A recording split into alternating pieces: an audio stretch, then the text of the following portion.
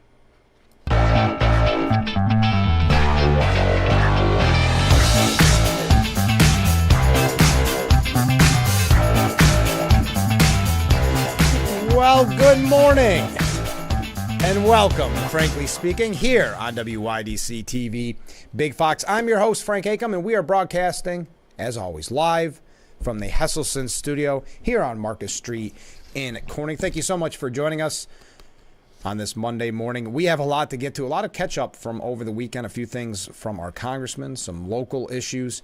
We're also going to talk about President Biden's big fundraiser, Hollywood fundraiser, making nearly $30 million at that event. We'll be talking about that as well. A few things about the upcoming presidential debate, and who knows what else we'll be able to get to. First of all, on a lighter note, yesterday, of course, was Father's Day.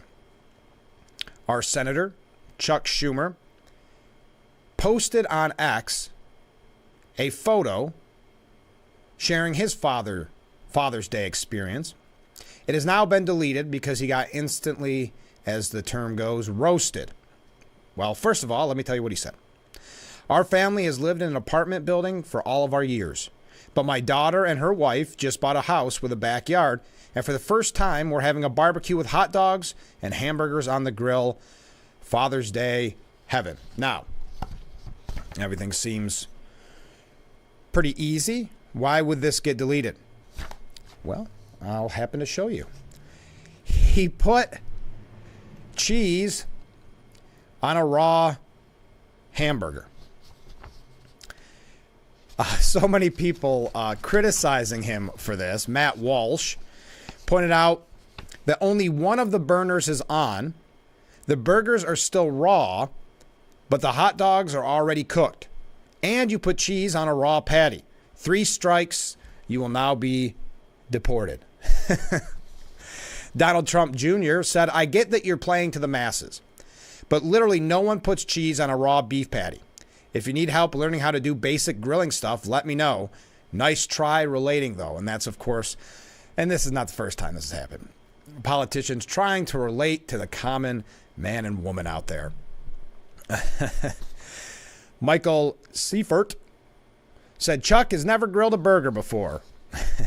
Now, this is not the first time a politician, of course, has tried to be relatable and have failed miserably. In 2001, you may recall, former Virginia Governor Terry McAuliffe shared a video in honor of the 4th of July with raw burgers on the grill. Several commentators pointed out that the grill was not even on. And our governor, Kathy Hochul, was also roasted after sharing a photo of herself grilling in a white outfit. Several pointed out that how out of touch and inauthentic she looked, while others mocked her for attempting to appear relatable to voters by wearing white and grilling store-bought hamburger patties. All right, on that note, I thought that's one way to start the program.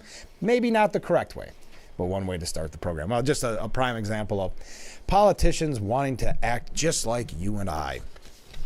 Now, we have quite a few other New York issues to get to this morning. Also, quite a bit here about the presidential debate. We're seeing some of the rules come down. I know there will be no audience, and I would love to hear your opinion on this. We've been receiving a lot of comments lately. Does this play in Trump's favor? Now, on Friday, we had a viewer reach out and say they don't understand why we are basically caving, or why I should say Trump is basically caving to all the demands of the Biden campaign. And my theory is, it's kind of a twofold theory, that Trump did paint himself in a corner by saying, I'll debate him anytime, anywhere, any place. Okay, so you've got that. But also, I believe Trump called Biden's bluff, by saying, okay, you want this debate, which is kind of, it came off looking very weak that an incumbent president is demanding the debates and that early. So Trump knew that if he wavered just a little bit, Biden would have the excuse of, see, he's scared, he's a coward, he will not debate me, just like he wouldn't debate the Republicans in the primary. You could see the press release already. So I think Trump called his bluff and said, okay, fine, I'll take it. The moderators are going to be biased against me anyway, no matter where we go. So let's go for it. But you start to look at these rules. So the mics will be shut off when it is not your quote-unquote turn time to talk. That's what concerns me, how that will be misused. They'll be silencing Trump the whole time, giving Biden plenty of opportunity to say his talking points. We'll get to some of the other rules, but I'm just curious your thought. What do you think about the upcoming presidential debate? I think just 10 days away, I want to say. Now, first of all, this came out over the weekend, or actually on Friday, I should say, and I wanted to pass along to you because we were talking about the military and pay raise in the Defense Authorization Act. Well, Congressman Langworthy voted to pass H.R. 8070, the Service Members Quality of Life Improvement and National Defense Authorization Act for fiscal year 2025. This is what the congressman had to say. I will always fight to strengthen our military and support the brave men and women who defend our nation. This act delivers a significant 19.5% raise for junior enlisted service members, improves housing and health care, and strips funding for the Biden administration's woke agenda being pushed on our military. And that's something we talked about last week, that they were targeting the DEI initiatives from Lloyd Austin. Continuing, though, Congressman Langworthy said, it also ensures our military is ready to counter threats from China, Russia, and Iran, keeping America safe and strong. So among some of the provisions in fiscal year 2025 National Defense Authorization Act provide junior enlisted service members with a 19.5% raise, fully fund the deployment of the National Guard at the southwest border to intercept illegal aliens and drugs, prevent Chinese espionage on our military, supply chains, and research institutions, expand U.S.-Israel military exercises, and fully fund cooperative missile defense programs, increase funding for U.S. defense initiatives in the Indo-Pacific to bolster Taiwan's defense and support Indo-Pacific allies, save $30 billion by cutting inefficient programs, obsolete weapons, and bloated Pentagon bureaucracy. Cut $4.3 billion in programs that do not meet requirements, require promotions to be based on merit, end affirmative action at service academies, and finally abolish the DEI bureaucracy. So Congressman Nick Langworthy voting to pass the National Defense Authorization Act. Also, because he was very busy the last few days, Congressman Langworthy introduced legislation to secure the the northern border, such a Freudian slip there, the northern border, and require the Biden administration to act. According to the congressman, our northern border, the world's longest unsecured border, poses a major threat to our national security, with hundreds of thousands of unidentified individuals streaming into our communities every year. The Biden administration's neglect has left us completely vulnerable. That's why I introduced the Northern Border Security Enhancement and Review Act to hold the Department of Homeland Security accountable and ensure they report to Congress. I personally met with Border Patrol agents in New York and witnessed their struggle firsthand. They're severely undersupported and left to face this crisis with limited resources. This legislation is not just a necessity, it is a demand for more transparency from the Biden administration as it comes to the safety and sovereignty of our nation. Some of the provisions mandate DHS to conduct and submit a northern border threat analysis annually, ensuring up-to-date assessments of security risks. Require DHS to update its northern border strategy within 90 days following the annual threat analysis and submit a justification if no updates are needed. Obligate DHS to provide classified briefings to Congress within 30 days after the threat analysis submission and instruct DHS to develop performance measures for assessing the effectiveness of air and marine operations and securing the northern border. Now, there's quite a few co-sponsors on this bill. I'm not going to read all of them, but Elise Stefanik is on there. Claudia Tenney's on there. So just a couple of quick updates from the congressman from Friday after the program where we did not have a chance to mention it. We're also going to talk about some New York State issues when we return. We've also have, this is interesting. We've talked about the protests that are happening, the anti-Israel, anti-Semitic protests that are happening throughout the country. And as I said on this program, it was not, as we knew, not just going to stay on college campuses. And that's why even as it was happening, I said we do a disservice if we laugh and say, oh, it's just these crazy college kids having a party. No, it's a lot worse than that. I did not realize, and maybe you had heard this, and we'll talk about it when we come back, and then we'll get to some New York State issues. Senator Ted Cruz, says he has anti-Israel agitators who descend on his home just about every weekend. We're going to talk about that. We're going to tie it in with Hamas when we come back, because we know a lot of these protesters are saying pro-Hamas things, very much in support, like we saw last week, unfurling a banner that said, "Long live October 7th." You've had references to Hitler, and just sickening. So we're going to talk about that when we come back. Stay with us. We're just getting started on this Monday morning edition of Frankly Speaking here on WYDC TV. Big Fox, stay with us.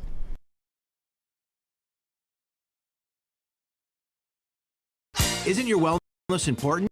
Don't you want more energy? Now's the best time to make every day better and relieve those achy muscles and pains than with the Hesselson's Hot Tub. Hesselson's has hot tubs in stock and available for immediate delivery with unbelievable savings. Hesselson's offers 0% interest-free financing for up to 5 full years. Hesselson's carries the only hot tub brand in the industry with the exclusive freshwater salt system that is eco-friendly and easy to use and only enhances your hot tubbing experience. Come in today and see why your next hot tub should be a Hesselson's Hot Tub. And remember, it's always fun to poke in the corners at Hesselson's. Was your premature baby fed a cow's milk baby formula such as Similac or Enfamil? If so, your child may be entitled to significant financial compensation. Evidence shows that cow's milk formulas increase the risk of NEC in premature babies, causing severe harm and even death. If your child was born premature and suffers from NEC, intestinal perforations, sepsis, cerebral palsy, or died as a result, you may have the right to sue for significant financial compensation. Call now for a free case review. Attention, care beneficiaries. This is an important message for people on Medicare. Today we are talking about Medicare Advantage plans. If you're new to Medicare, moving or losing coverage, and don't have a Medicare Advantage Part C plan, call now because there may be a Medicare Part C plan with additional benefits available in your zip code. You can call now to find out if you're eligible to enroll in a Medicare Advantage plan with additional benefits. Just call 800-351-6177 and a licensed insurance agent can look up your eligibility and plan options and see if you're eligible to enroll in a Medicare Part C plan that could save money or include additional benefits. Don't wait. You are not automatically enrolled in a Part C plan with additional benefits. If you're new to Medicare, moving or losing coverage, call for your free, no-obligation Medicare benefits review. You won't know what plan options are available to you unless you call, so call now. The call is free. Call 800-351-6177. 800-351-6177. The Fox Sports app isn't just any sports app. It's your sports app. Yeah, yours. Your teams. Your highlights. Your scores. Your stories. Just choose your favorites to get more of what you want. To the end zone! And of course, stream your teams live. The best part is free with your pay TV subscription. Touchdown!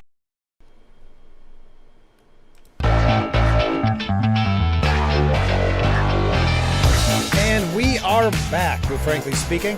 Thank you so much for joining us.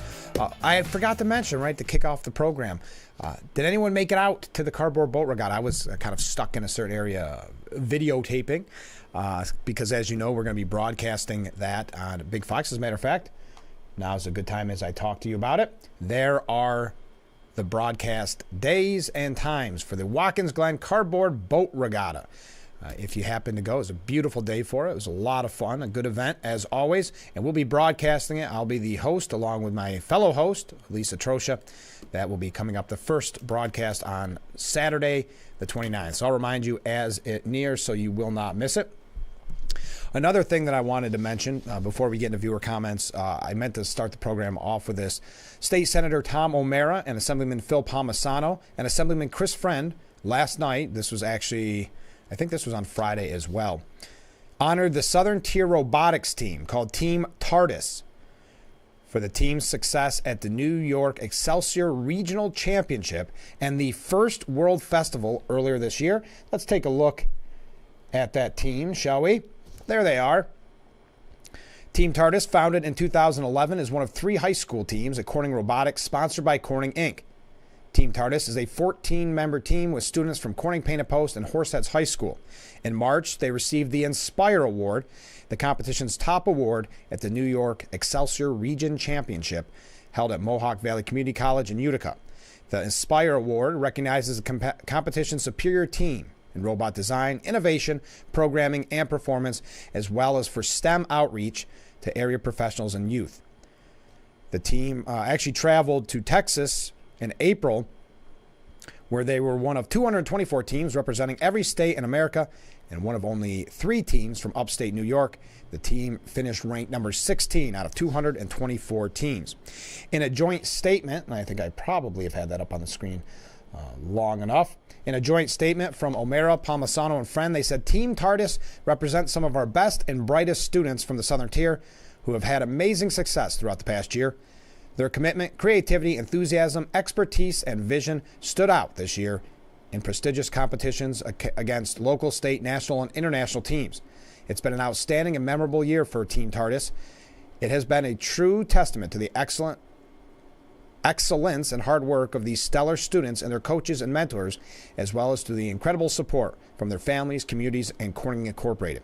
We appreciate and welcome these opportunities to honor success throughout our school communities. They represent inspiring stories, promising futures, and enormous pride for our entire region. I thought that was nice. Okay, comment from a viewer. Oh, got some waves coming in. Thank you. We were talking about the debate just quickly. Quote, this is from a viewer. The rules, in quotes, should be made by both. And I don't understand how and why Trump doesn't insist on a few of his own. He said anytime, anywhere, any place. He did not say by any and all rules. And I think you raise a very, very good point there. I think the fear from the Trump campaign, because Trump has wanted a debate, as he said, made it very clear at his rallies, anytime, any place, anywhere. I don't think they wanted to give Biden any excuse to back out. Because all it would take is Trump saying, let's do this. And Biden could say, well, we just can't come together on agreement. Trump is scared to face me because I beat him last time. And he hasn't debated his fellow Republicans, so he doesn't want to debate me. You can see this kind of how it would be written out already. That's why I'm still not convinced, because I don't think Biden really wants this debate. But I'm still not convinced the debate will happen. But remember, and I know this is kind of a tough pill to swallow, but we've got to accept the fact that the bar has been set so low for Biden. I mean, I don't know if you even saw it yesterday when Biden was at the fundraiser with Obama and all those Hollywood celebrities. He froze on stage again, much like he did during the Juneteenth celebration. So the bar has been set so very low that I can almost see the headline already after the performance. If he gets just a few sentences out there, it'll literally say, when it's needed most, Biden comes through.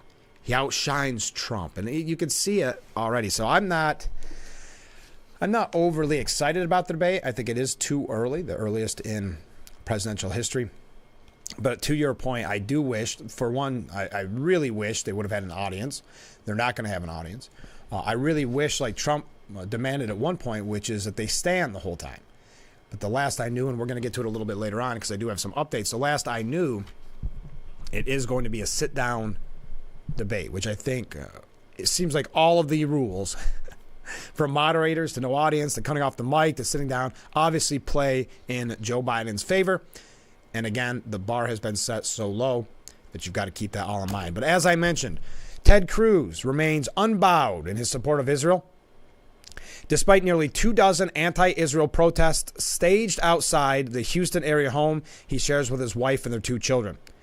Protesters have gathered to shout slogans outside Cruz's home since February as outcries surrounding Hamas's October 7th attack on Israel mounted. The demonstrations came in response to Cruz's staunch support of Israel during the war, and as the Texas senator railed against cultural Marxism promoted in the classrooms of the nation's elite universities. So how do you prove him wrong? You protest and say horrific things. Okay, it doesn't matter how long this anti-Israel, pro-terrorist harassment continues, said Senator Ted Cruz. We will continue to fight anti-Semitism and stand for Texas values. Cruz is proud to stand with Israel as the country fights to utterly eradicate Hamas as long as it takes. Photos and videos show about a dozen protesters outside Cruz's home Friday chanting and clapping while holding signs such as "Ceasefire now," "No rest for the wicked, Ted," and "Israel bombs playgrounds." The protesters were also seen ringing bells as they chanted and wore masks. Now, Ted Cruz posted about this on Friday evening, saying, "For the past 6 months, anti-Israel protesters have come to my home just about every Saturday morning at 7 a.m. and most Friday nights until 10 or 11 p.m. They scream, disturb the peace, and wake the neighbors. No matter how much these anti-Semites cheer Hamas, I will stand with Israel." So again, not just on college campuses, as we had stated, but something that you may not have heard in the mainstream media. Cruz told Brian Kilmeade on Fox, "The protests, anti-Semitic protests, the anti-Israel protests we're seeing have been disgusting. They've been repulsive. These are radicals whose minds have been poisoned. They have been taught to hate Israel, and they've been taught to hate America." And that ties in with what we said with the indoctrination at not just the college level. We've heard it at the high school level as well. As they are chanting in support of Hamas and in support of vicious terrorists, you look at a university, the Orthodox rabbi at Columbia, advising them to stay home because they said Columbia cannot and will not protect your safety. That is utterly unacceptable, and the university administrators side with the radicals. Joe Biden and the entire Democratic Party leadership has been AWOL as we are seeing this horrific anti-Semitism erupting on college campuses across the country. I would add, of course, as I've said numerous times, not just on college campuses as we're seeing. Let's tie that in with what is actually happening with Hamas. According to the New York Post editorial board, I'm going to take a break. This is just one issue on this. Then we've got some New York State issues. We will get on the debate. What do you think of the debate rules? Obviously, there's a lot of things with the rules, with the bar being set so low, playing in Biden's favor. How do you think Trump will perform? We've got, I think, just a little over a week before the debate kicks off, if I'm not mistaken. I believe it's the 27th, but we'll have that for you here in just a little bit. Keep those waves coming in. Keep those comments coming in, and we'll be right back with Frankly Speaking here on WYDC TV. Big Fox, stay with us. Attention, if you or a loved one regularly used hair relaxers or straighteners and were diagnosed with uterine, ovarian, or endometrial cancer, you may be entitled to significant compensation. I've used hair relaxers for years. I had no idea they could cause cancer. Chemical hair relaxers and straighteners have been linked to serious conditions, including several types of cancer. If you used hair relaxers and now have uterine, ovarian, or endometrial cancer, call now to see if you qualify. There's no fee unless we win your case. Brighten your smile this spring with Watkins Glen and Elmira Family Dentistry. Their spring whitening special will give you a beautiful whitened smile without the gimmicks and hundreds of wasted dollars. Their licensed dental professionals will apply the product for you in one of their beautiful and relaxing offices. Their materials are made in the USA and are prescription strength to provide an unbelievable result in about an hour of your time. Give them a call to schedule your appointment. Bathroom of your dreams is only a phone call away with BCI Bath and Shower. We can make your ordinary bath and shower extraordinary. This is not a cookie cutter design. This is a complete custom build that will fit your every need. It's never been easier or more affordable than right now to get the bathroom of your dreams. We have the best monthly programs in the industry with payments as low as $99 per month or no payments, no interest for 18 months with approved credit.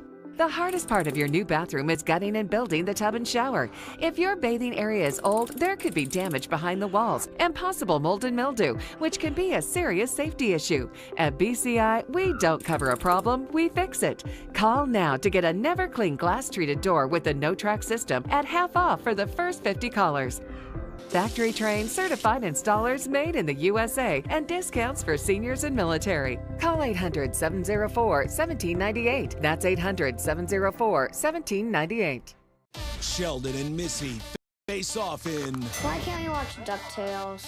Because we don't learn anything. Book Smarts versus Street Smarts. Is it working? Are you feeling motivated? Very. It's the battle of twins. Life is so confusing. I always hoped it would be easier for me when I grew up. It's gonna be all right. You were faking. Bazinga. Young Sheldon. Weeknights at 6:30 on Big Fox.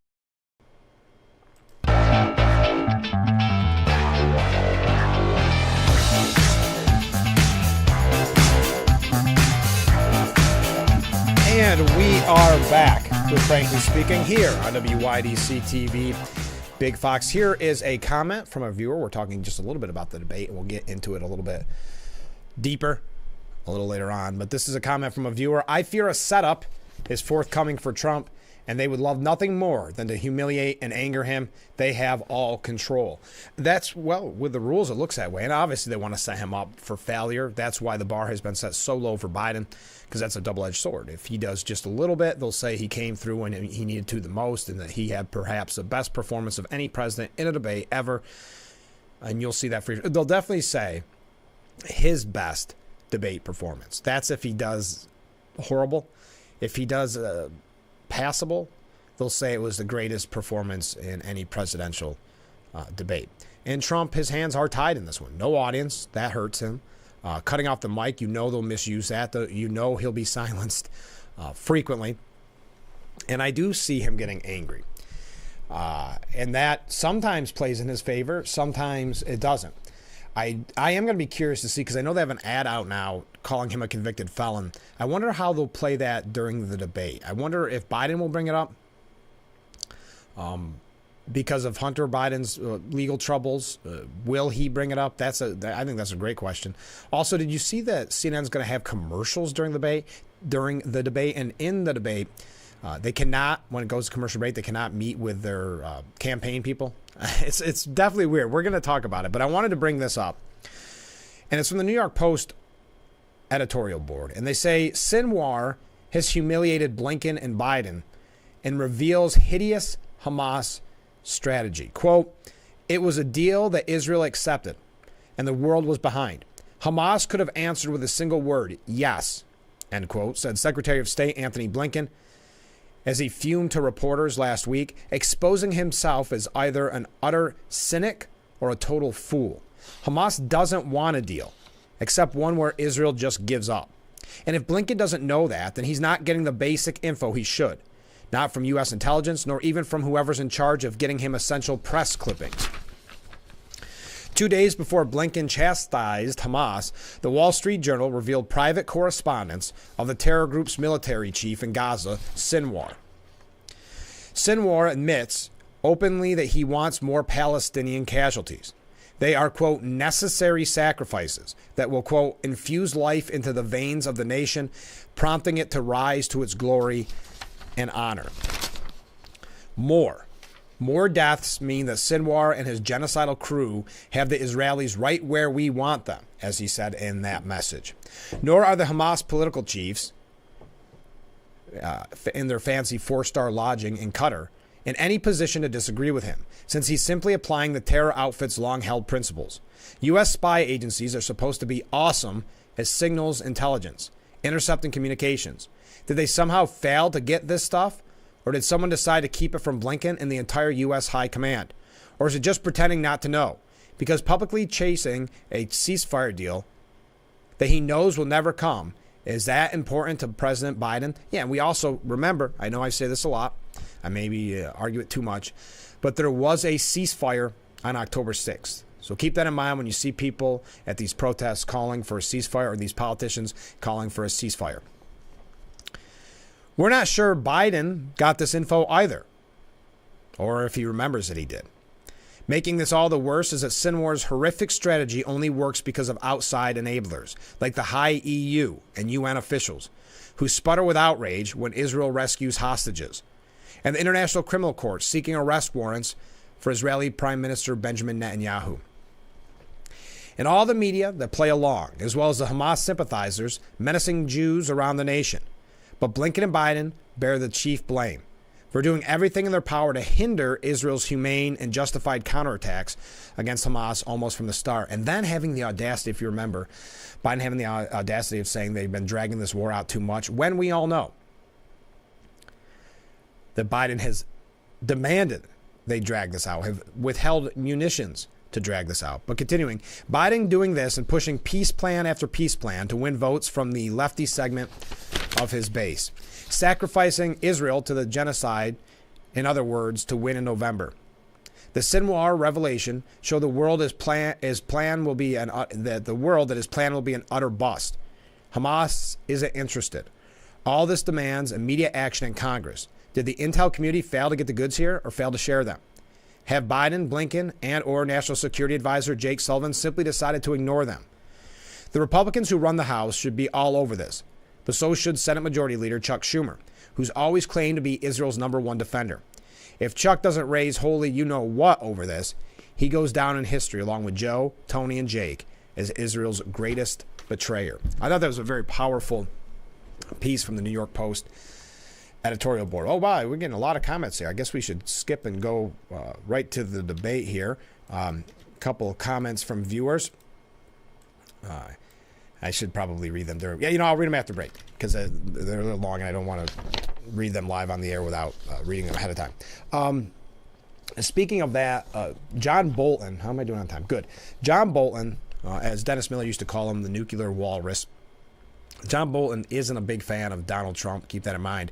But he has a piece out today, and we're not going to get to all of it, but he said Cold War concerns resurface as nuclear-powered Russian submarine arrives in Cuba. If you thought the Cold War had returned last week, you were not daydreaming. And he goes through and tells you, what happened last week, which we are all aware of. Fortunately, the Pentagon argued that altering U.S. Navy deployment in our own backyard because of Russian intrusion into the Americas would send exactly the wrong message to Moscow, Beijing, and others. Moreover, this Russian gambit is very likely not over. Moscow's small flotilla could well steam across the Caribbean to Venezuela in coming days, making port calls elsewhere in the region. If the White House knows or suspects the remainder of the Russian itinerary, it is not saying. So, is all this serious or just play acting by Moscow and Washington? Vladimir Putin, for one, is not play acting. Russia's unprovoked attack on Ukraine has not produced nearly the results the Kremlin had expected or wanted. Russia's economy has been damaged, and Putin's domestic dominance in Russia has been shaken. Now, however, Russia has stabilized the Ukrainian battlefields, made recent modest gains, and is strong enough internally to launch its own purges. He sees White House bandwidth severely stretched with wars in Ukraine and the Middle East and a tight presidential race underway. And that's why, and we've talked about it before, and specifically not with Russia, but with Taiwan, when will China move on Taiwan? Because I don't think it's a question of if, it's when. So you've got to ask yourself, will this all be done with, as John Bolton said, a White House that just doesn't have the bandwidth?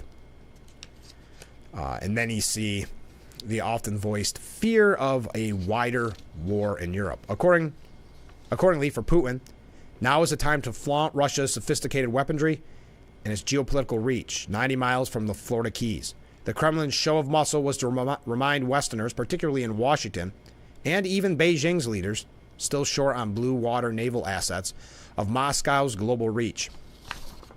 The White House's predictable hand-wringing and weakness exposed Biden's worries that new foreign flare-ups and international chaos could undercut his facade of statesmanship. Yeah, think about that. And I know I've mentioned this before. Now, you're not going to hear it from Bolton because Bolton's not a Trump fan. But think of the peace and prosperity that we were experiencing during the Trump years.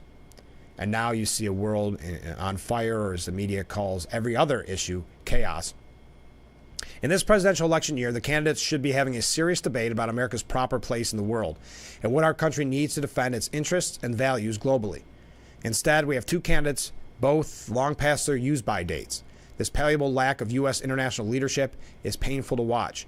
Other countries see it as well, and their attitudes and expectations of Washington for the next 4 years are being downgraded accordingly. That's John Bolton, who I guess apparently doesn't want you to vote for either candidate. That's one of the problems I have with John Bolton. But there is a point there with the weakness that we've seen from the Biden administration going back to the Afghanistan withdrawal. Don't think for a moment, and we've talked about it so often, that China and Russia and Iran aren't watching and in most cases laughing at what is happening here. Speaking of that, who was it who said? Oh, Tom Cotton. Tom Cotton was on CNN's State of the Union, kind of tying this in. I'm not going to get too much on an international tangent here, but he said, Jake Tapper asked him, let's start with Ukraine, which I know is an issue you care about in terms of military aid. Last night at a rally in Michigan, the former president, Mr. Trump, went after Ukrainian President Zelensky for constantly seeking U.S. aid, saying it never ends, it never ends. This is a criticism that comes after he reportedly told House Republicans that the money the U.S. is sending to Ukraine isn't worth it, and asking if Ukraine wins, what will be the benefit? Now, you've been a strong supporter of military aid to Ukraine to fend off Putin's war. What is your answer to that question? What will the benefit be if Ukraine wins? So this is what Tom Cotton had to say. Again, this is on CNN's State of the Union. I think it's important to look at the context of what's happened in Ukraine over the last 10 years. I've noticed that Vladimir Putin only invades Ukraine when Democrats are president.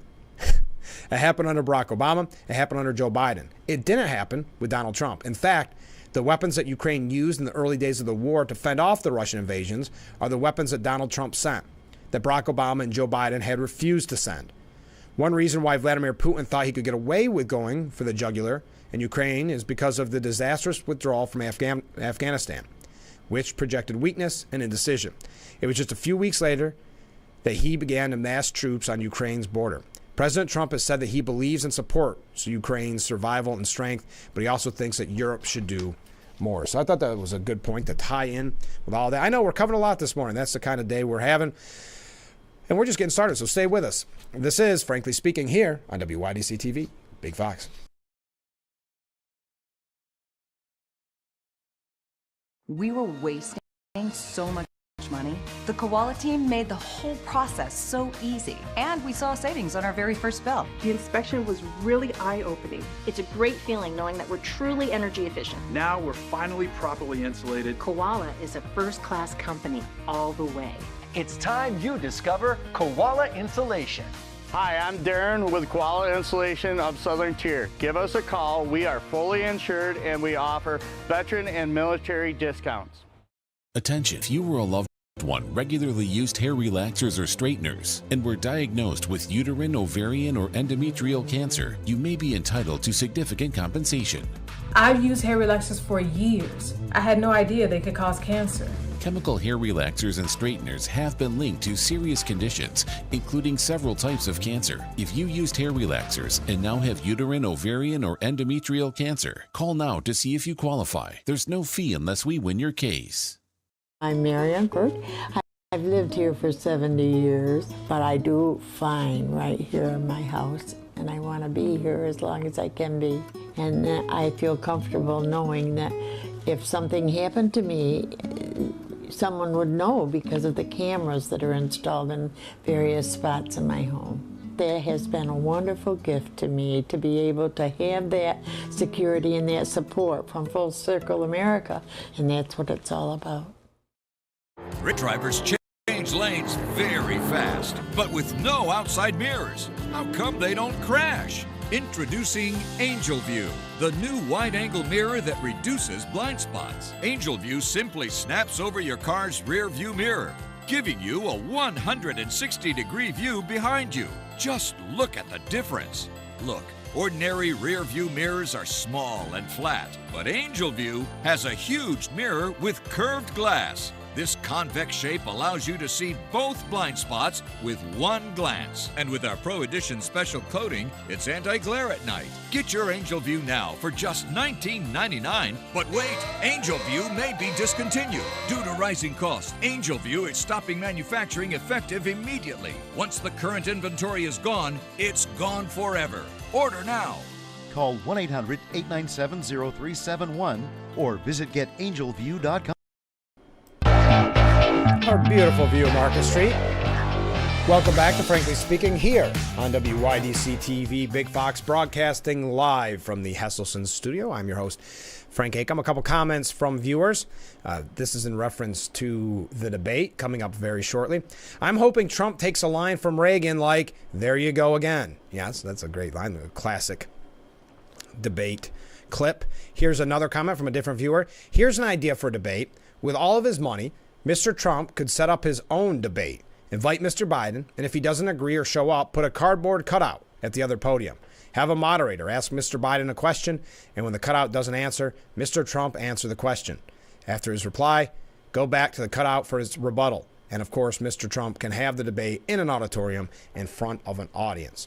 Well, the audience would be big. So kind of a rally here. Here's the problem. I don't think it would get any coverage. So with all his money, he would definitely have to buy that airtime because the media would not cover that debate. I have a couple of New York issues. Do we want to go to that? We are going to talk more about the debate here in just a little bit and about the campaigns in general. I do have a couple of New York updates. This is coming from the New York Sun. There's a new climate tax bill that's on the governor's desk, Governor Hochul's desk. Wait till you hear about this. At a time where so often on this program we talk about those who are making their plan to leave the state or maybe started their 5-year plan to leave the state, potentially already left the state. Well, this climate bill is going to raise prices and drive New Yorkers, again, as is normally the case, to cheaper states. New York consumers could be hit with up to $75 billion in extra costs over the next 25 years, thanks to a new tax on fossil fuel companies. Governor Hochul just needs to sign the bill. The Climate Change Super Fund, there's a lot of money when you start talking Super Fund Act, passed through the state legislature and is now on its way to the governor's desk, awaiting her signature. The piece of legislation, if Mrs. Hochul puts ink to paper, would require fossil fuel companies to help finance the state government's investments in climate change infrastructure. Although the bill puts a $3 billion annual burden on fossil fuel companies for 25 years, that weight can be passed along to, you guessed it, consumers of gas and oil. These companies have the ability to charge a surcharge just in New York. $3 billion collected solely from New Yorkers is nothing to sneeze at, the director of research at the Empire Center said. I've never in my life seen corporations choose the ratepayer over the stockholder, the Democratic Speaker of the New York State Assembly, Carl Hastie, said. Thus, the penalty will be taken out on the ratepayer, you and I. From a consumer perspective, the bill presents a hidden tax in the form of higher costs as companies try to recover losses. With millions of New Yorkers already planning to leave the state, poll after poll shows that. We've mentioned it before. Many people in this audience even, anecdotally, mentioning that they have their 3-year plan or their 5-year plan to move from the state. This bill may provide them with one more reason to pack their bags. Something that Phil Palmisano was interviewed for this article, and he said more New York farmers and businesses will leave the state. More and more families will leave. Some consumers may be willing to shoulder the cost if it provides a reduction in carbon emission or protections against climate change. The only problem is the legislation misses the mark, analysts tell The Sun. This isn't about actually mitigating climate change. This is primarily about paying $75 billion to help New York's shrinking and inefficient construction union, said Mr. Gardenia. The efficiency of the bill is being called into question by industry experts. Rather than solving climate change, the bill is haphazardly penalizing a lawful and necessary industry on which we all depend, said a spokeswoman for the Energy in Depth at the Independent Petroleum Association of America. Forcing a rapid energy transition rather than allowing markets to gradually alter energy mixes can backfire. Progressive policies in Western Europe have not done anything about fossil fuel dependence. Top-down pressure instead may simply leave America dependent on other countries, as shown by Europe's struggle to sustain itself following the removal of Russian oil and gas from the market. Applying this principle to the state level, New Yorkers will turn to other states for their fossil fuels and their livelihoods. Yes, how many people already on the fence over leaving and now getting hit with more hidden taxes, in this case, $75 billion in extra cost? Even if companies do shift the financial burden onto New Yorkers, the legislation risks alienating the fossil fuel industry. Rather than work collaboratively with the industry to further our shared goal for a lower carbon future, state lawmakers opted to rush through at the very last possible moment a bill designed by activists to further their own interests. On the list of potential affected companies, Saudi Aramco is in the lead and may owe the state $644 million each year, according to state senators who sponsor the legislation. Chevron, BP, Shell, Pemex, ExxonMobil, and Peabody Energy could each be forced to pay more than $150 million a year. Climate Superfund bills are another billionaire-backed attempt to decimate the American energy industry using unproven attribution science. Vermont enacted a similar law 2 weeks ago, becoming the first state to do so. The California, Maryland, and Massachusetts state governments have been introducing this type of legislation. Climate Superfund bills are backed by the Rockefellers and based on the same flawed theory as the climate litigation campaign, according to Energy in Depth. The Rockefeller Family Fund has played a key role in strategizing and financially supporting the legislation. Just another example now, Assemblyman Phil Palmisano said this bill will likely run into a number of legal and constitutional issues, including the Takings Clause, Due Process Clause, and Interstate Commerce Clause. I would hope she doesn't, meaning Hoke will sign it, but if she does, lawsuits will be filed the next day. The fossil fuel industry is also not solely responsible for New York's greenhouse gas emissions. Power plants, car drivers, and batteries for clean energy, for example, contribute significantly to carbon emissions. Opponents, therefore, believe the bill unfairly singles out gas and oil enterprises. Another virtue signaling type bill that, again, costs you and I, the taxpayers, as so many people, and I don't say this lightly, so many people consider whether or not to leave the state of New York. We got to take a short break. Stay with us. We'll be right back with Frankly Speaking here on WYDC TV. Big Fox will be right back.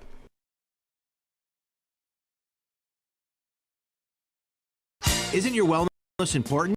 Don't you want more energy? Now is the best time to make every day better and relieve those achy muscles and pains than with the Hesselson's Hot Tub. Hesselson's has hot tubs in stock and available for immediate delivery with unbelievable savings. Hesselson's offers 0% interest-free financing for up to 5 full years. Hesselson's carries the only hot tub brand in the industry with the exclusive freshwater salt system that is eco-friendly and easy to use and only enhances your hot tubbing experience. Come in today and see why your next hot tub should be a Hesselson's hot tub. And remember, it's always fun to poke in the corners at Hesselson's. You rip and tear your old statements and bills, but thieves use this information to steal your identity. Don't be a victim. Get the ID Police, the new ink roller that encrypts all your old documents. So before you throw it out, just roll it on, and your information is gone, both on the front and through the back. Even if the paper is held up to the light, even your medical information is safe with the ID Police. So block it out before you throw it out. Order now and get your ID Police for as low as $9.99 and get free shipping too. This offer is not available on Amazon, so call or click now to get your ID Police for as low as $9.99 with free shipping. Order now. Call 1-800-898-1002. That's 1-800-898-1002 or visit getidpolice.com. So call 1-800-898-1002. Order now.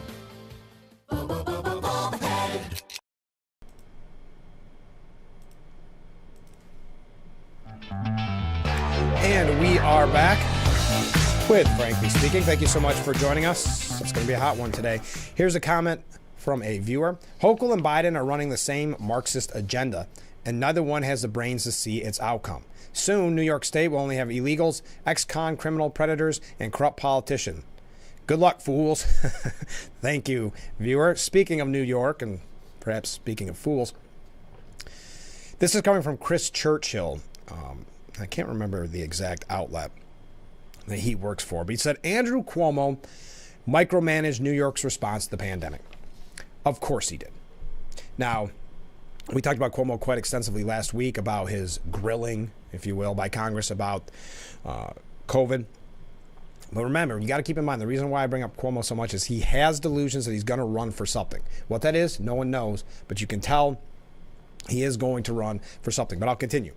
That was the unsurprising conclusion of a report released Friday that he micromanaged, which went after the former governor for essentially being a control freak, my term, not the author's, who put the executive chamber in charge and failed to show experts in other parts of state government due respect. That was the Andrew Cuomo we knew until the bitter end. But a Cuomo admission made a few days earlier undercuts that perception that the governor was fully in control, an image the Democrats have been too eager to foster. Cuomo told a House subcommittee he didn't know about the controversial state directive to put COVID-19 patients into nursing homes.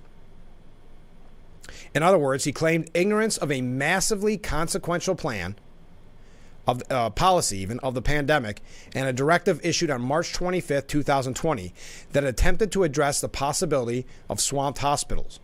The order said nursing homes couldn't refuse to admit somebody based on a confirmed or suspected COVID-19 diagnosis. But Cuomo didn't know. Well, he did seem unaware of the policy about a month after its release when he was asked about it during one of his daily briefings that for a time became must-watch TV. Yes, those were dark days. If you are tested positive for the virus, are you allowed to be admitted to a nursing home? Cuomo was asked by a reporter, and he said, that's a good question. I don't know. Howard Zucker, then the health department commissioner, said the policy is that if you are positive, you should be admitted back to a nursing home. The necessary precautions will be taken to protect the other residents there. It's still shocking that anyone would think putting recovering COVID-19 patients into nursing homes was a rational or reasonable idea. But there was Zucker admitting it out loud for the world to see. That aside, there are at least two additional problems with Zucker's answer. One, he makes it sound as though hospitals only sent people to nursing homes where they had already resided. In reality, many of the 9,000 COVID-19 patients sent from hospitals to nursing homes were new arrivals who had not lived in the facilities previously. Two, the necessary precautions needed to protect other residents either weren't taken or were impossible to achieve. COVID-19 tore through New York's nursing homes in the weeks after the order, and at least 15,000 New Yorkers died in long-term care facilities in the year that followed. How many of those deaths were attributed to this policy? We don't know and likely never will. But almost immediately, There was pushback from experts, nursing home operators, and families. On March 26th, the very next day, the day after the directive went out, a doctors group warned in a Wall Street Journal post that the decision represents a clear and present danger to all the residents of a nursing home. And yet Cuomo, who in his book said the situation in nursing homes has kept me awake at night since the beginning, but he wasn't aware of the warnings or even the policy itself. Nobody told him about the concerns and potential consequences. It's true. If true, it's hardly to his credit. The Friday report, commissioned by Governor Hochul and authored by the Olson Group, calls Cuomo's seizing control of the pandemic response, quote, a significant and unnecessary mistake. Notably, the report doesn't blame the former governor for nursing home deaths. A spokesman for the governor even called it an exoneration. I wouldn't go that far. By my reading, the quietly released report is frustratingly vague on the much-debated directive, telling us almost nothing. As it fuzzily concludes, New York provided guidance that was consistent with universal best practices. But in a way, the failure to criticize is understandable. The Cuomo killed grandma rhetoric aired in some quarters was always insane, and it's undeniably true that nursing home deaths were politicized, often in ugly ways. Maybe the report's author didn't want to fuel that nonsense. I would disagree with Mr. Churchill there. I think this is one of the most disastrous decisions, most tragic decisions ever made in politics, and I think it's something that should be highlighted, that this was Cuomo's responsibility. After all, though, he continues, it wasn't the Cuomo administration's fault alone that COVID-19 patients were transferred to nursing homes. It was hospitals, after all, that made case-by-case decisions. Why they did so is a question that still needs to be answered. But there should be no doubting that the March 25th directive was a mistake that must not be repeated. We know the directive was a mistake because so many from within the state's nursing homes told us about the disastrous consequences. We know it was a mistake because Cuomo reversed the policies after 6 weeks and required that transfers into nursing homes test negative for COVID-19 before being admitted. A return to sanity, in other words. We also know that Cuomo spent much of the rest of his time in office casting blame for the policy elsewhere, deflecting responsibility, misleading the public about its impact, and perhaps worst of all, concealing the total number of nursing home deaths. The mistake we could probably forgive. It's what followed the mistake that made the scandal a scandal. I thought that was a good point, something that we kind of touched on last week. I see a lot of comments coming in. I do have to take a break. We'll read those comments when we come back. Oh, a wave too. So stay with us. This is Frankly Speaking here on WYDC TV, Big Fox.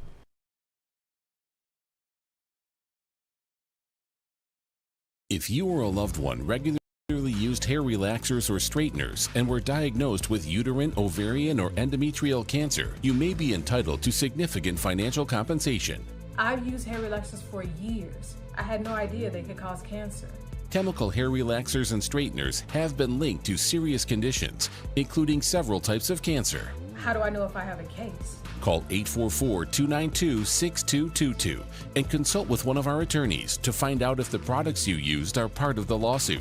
Your eligibility will also depend on how often you use these hair products and your specific cancer diagnosis. If you regularly used hair relaxers or straighteners and were diagnosed with uterine, ovarian, or endometrial cancer, call us now. Call 844-292-6222. How much will it cost to talk to an attorney? There is no fee unless we win your case. Call 844-292-6222 for your free case review. When it's the fun, it's what we do. See the Temptations perform hits like My Girl, Papa Was a Rolling Stone, and more. Tickets on sale now at Ticketmaster.com or at the gift shop. Tioga Downs Casino Resort. Fun is what we do. It's a new season of Sherry. Having a good time has always been my #1 goal. It's the best time in daytime. Weekdays at 2 p.m. on Big Fox.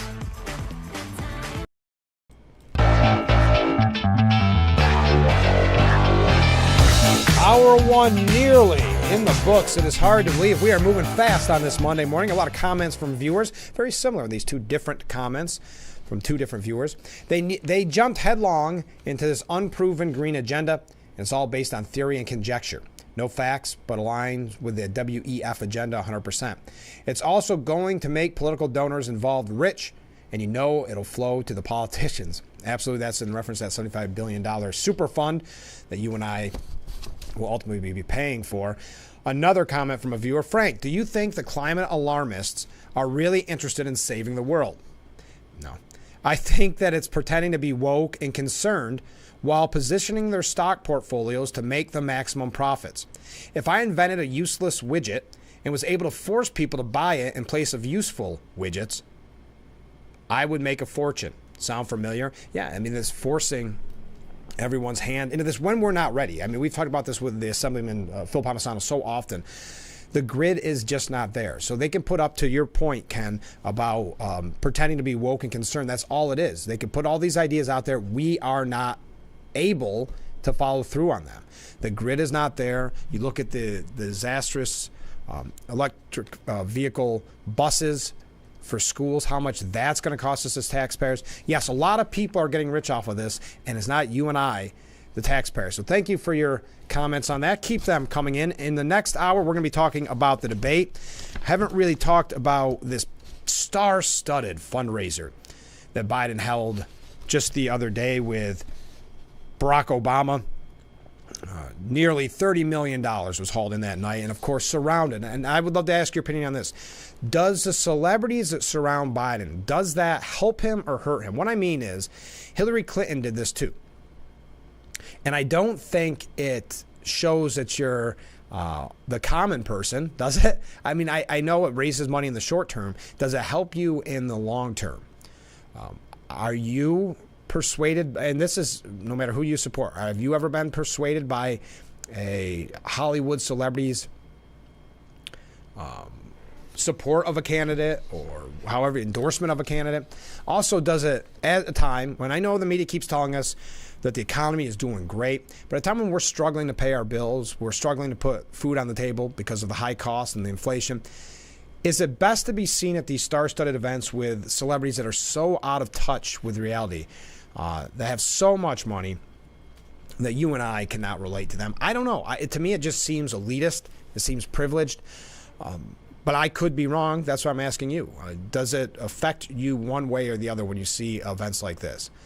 Now, this is the second big fundraiser. This time, I don't think Clinton was involved, but this is the second big fundraiser where you had Hollywood celebrities and musicians involved to try to sell tickets, because that's another thing. I think it comes off looking weak, just like his demand for a debate comes off looking weak because it shows that you can't pack in the people like Trump can into a rally. You need other people to participate so that maybe you can go and see your favorite celebrity or get to see Obama. I don't know. To me, I don't think it plays as well as they think it does, but in the short term, they get $30 million, and that's really all they care about at the end of the day. We're going to talk about the debate. We're going to talk about a couple other just political issues in the next hour. It's hard to believe. 1 hour down, just mere moments. We will start hour number 2 of Frankly Speaking. Get your waves in, get your questions, comments, concerns, criticisms. You see the number on the bottom of your screen, 607-358-3131. All right, we'll be right back after this short break with Frankly Speaking. Hour number 2 in just seconds. Stay with us.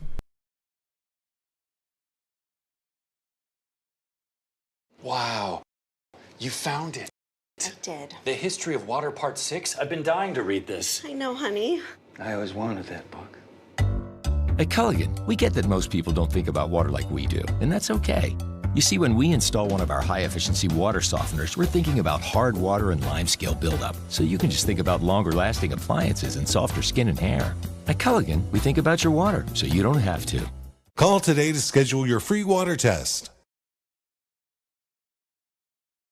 This is an important message for firefighters, members of the military, and airport workers. For decades, first responders and firefighters at military bases and airports used a chemical-based foam to fight fires. Studies have shown that chemicals used to make aqueous film-forming foam, or AFFF, are highly toxic to humans and have been associated with several types of cancer. If you or someone you know was diagnosed with any of those cancers, call now for a free case review.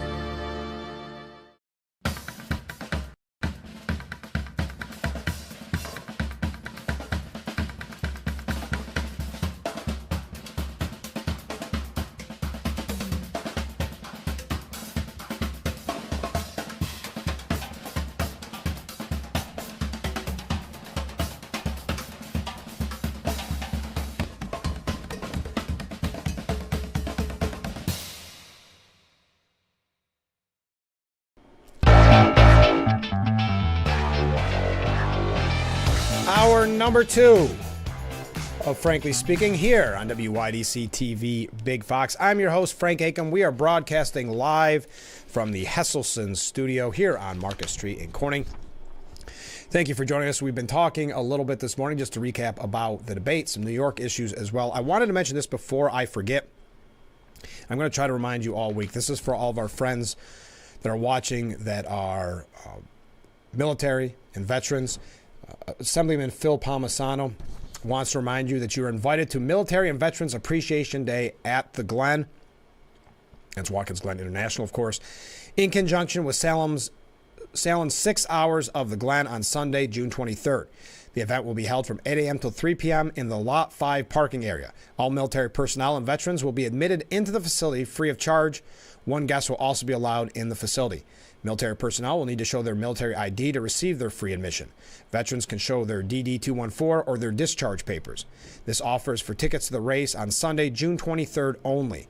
You can contact Madeline Bush with questions or for more information at 607-535-3423. All right, that's a nice event. Thank you to Watkins Glen, and thank you to Assemblyman Phil Palmisano for bringing that to our attention. All right, the Trump, Biden, and CNN as they prepare for a hostile debate with muted mics. This coming from Yahoo. There will be no opening statements. Get ready for some of these rules and some of the things we're learning. There will be no opening statements. President Joe Biden and former President Donald Trump will each have 2 minutes to answer questions, followed by 1-minute rebuttals and responses to the rebuttals. Red lights visible to the candidates will flash when they have 5 seconds left and turn solid red when time has expired, and each man's microphone will be muted when it's not his turn to speak. Do you see how that can be misused? I can see it already. They'll be cutting off Trump very quickly, maybe giving Biden a little more wiggle room. The candidates will get a breather during 2 commercial breaks, according to debate rules provided by CNN to the campaigns and reviewed by the New York Times. But they will be barred from huddling with advisors while off the air. This goes to show you how much CNN is struggling, by the way. I noticed the other day, I was on their website doing some show prep, and they said, you've reached your maximum on articles. I thought, wait, they're starting to charge for that? Now they're actually putting a 2 commercial breaks during the presidential debates because they know this is really the only way they're going to get ratings. Their ratings are down so low that they know that this is really their only opportunity to make a little money. The first presidential debate of the 2024 cycle is less than 2 weeks away, and both campaigns are racing to prepare for the first showdown, sponsored directly by a television network in more than a generation. The 90-minute contest, so there you go, there's one of your answers. 90 minutes is on June 27th. Many consider it one of the most consequential moments of this year's campaign calendar. Now, it's very early. We know there is another one supposedly scheduled. I'm not sure any of them will happen. I don't know if it's just going to be 2. I guess that depends if Biden's polling keeps plummeting. He'll call for more debates. This is the first time they'll be appearing together since their last debate in October of 2020. The 2 men are readying themselves for the debate in ways almost as different as their approaches to the presidency itself. The Biden operation is blocking off much of the final week before the debate after he returns from Europe and California fundraising swings for structured preparation. Trump has long preferred looser conversations, batting around themes, ideas, and one-liners more informally among advisors. He held one session at the Republican National Committee headquarters this past week. Trump and Biden plainly do not like each other. The former president calls the current president the worst in American history. The current president calls his predecessor a wannabe dictator who threatens democracy itself. 4 years ago, in their first encounter, Trump trampled over his rival's talking time. The former president has since admitted privately that he was too aggressive, with Biden scolding him, "Will you shut up, man?" The rules circulated by CNN warn that this time, moderators will use all tools at their disposal to enforce timing and ensure a civilized discussion. And then there is this. Microphones will be muted throughout the debate, except for the candidate designated to speak. It's not clear how muted microphones will work in practice, whether the types of memorable moments, Al Gore's size or Barack Obama's "you're likable enough" aside to Hillary Clinton, that have defined past debates will be lost entirely. Yes, there's so much that will be lost without having those little, from both sides. It's not even just a Trump thing. Those little asides, those little comments, those little noises, it does take away a lot from this debate. The unusual deep personal animosity between the two men is kind of an X factor. And to someone's point early in the show saying, well, this may not play, or they may be pushing or goading Trump into being angry. And I could see him getting angry with the microphones getting cut off. The Trump campaign thinks a winning approach is exposing Biden for being Biden. The Biden campaign sees a winning debate as letting Trump be Trump. Both men will be rusty. Neither has debated since their last clash in 2020, the longest drought since general election debates began back in 1976. For Biden, the preparation process will be overseen by Ron Klain, his first White House chief of staff, who did the same role back in 2020 as well as his VP debates. Klain compiles what topics are likely to come up and what prospective answers could be. Bruce Reed, the White House Deputy Chief of Staff, has in recent weeks been collecting material on the two candidates' policy contrasts for Biden to study. If passed as prologue, Biden will use the early meetings to hash out how he wants to answer various questions. In later sessions, he's expected to rehearse with a stand-in opponent. In 2020, Bob Barr, a Democrat lawyer who has served as Biden's personal lawyer and is married to Anita Dunn, played the role of Trump. The goal is no surprises, said Kate Bedingfield, a former White House communications director. In some ways, you have to be prepared for the unimaginable. So the aim of the process is to acclimate President Biden to the idea that some really awful things may come out of Donald Trump's mouth. One major question is whether Trump brings up Hunter Biden. I don't see a scenario where he doesn't. Do you? I don't see a scenario where Hunter Biden doesn't come up, especially if Joe Biden decides to mention Trump being a convicted felon. Another is how Biden addresses the fact that Trump himself is now a felon. Klain has long worked to prepare Biden. We don't need to go through all that. But you have to prepare for someone who is going to hit below the belt. In that earlier debate with Paul Ryan, it was a low probability. In this case, it's 100% that Donald Trump will hit below the belt. For his part, Trump has never consented to anyone or anything resembling traditional rigorous debate preparation, and this election appears no exception. Hey, good morning. So we've got a lot of the upcoming rules. Also, CNN putting a list of kind of tedious requirements. Again, makes this all, as some of the comments are saying here from viewers, it takes the fun out of so much of this. And I don't think this plays into Trump's favor, tying his hands behind his back. But that's why Biden pushed these demands. And for whatever reason, we've had this argument back and forth with many viewers. For whatever reason, Donald Trump has accepted it. My theory is, because when you say anytime, any place, anywhere, you kind of have to be ready for anytime, any place, anywhere. But we got to take our first break. Stay with us. First break of the second hour. We'll be right back with Frankly Speaking here on WYDC TV. Big Fox, stay with us.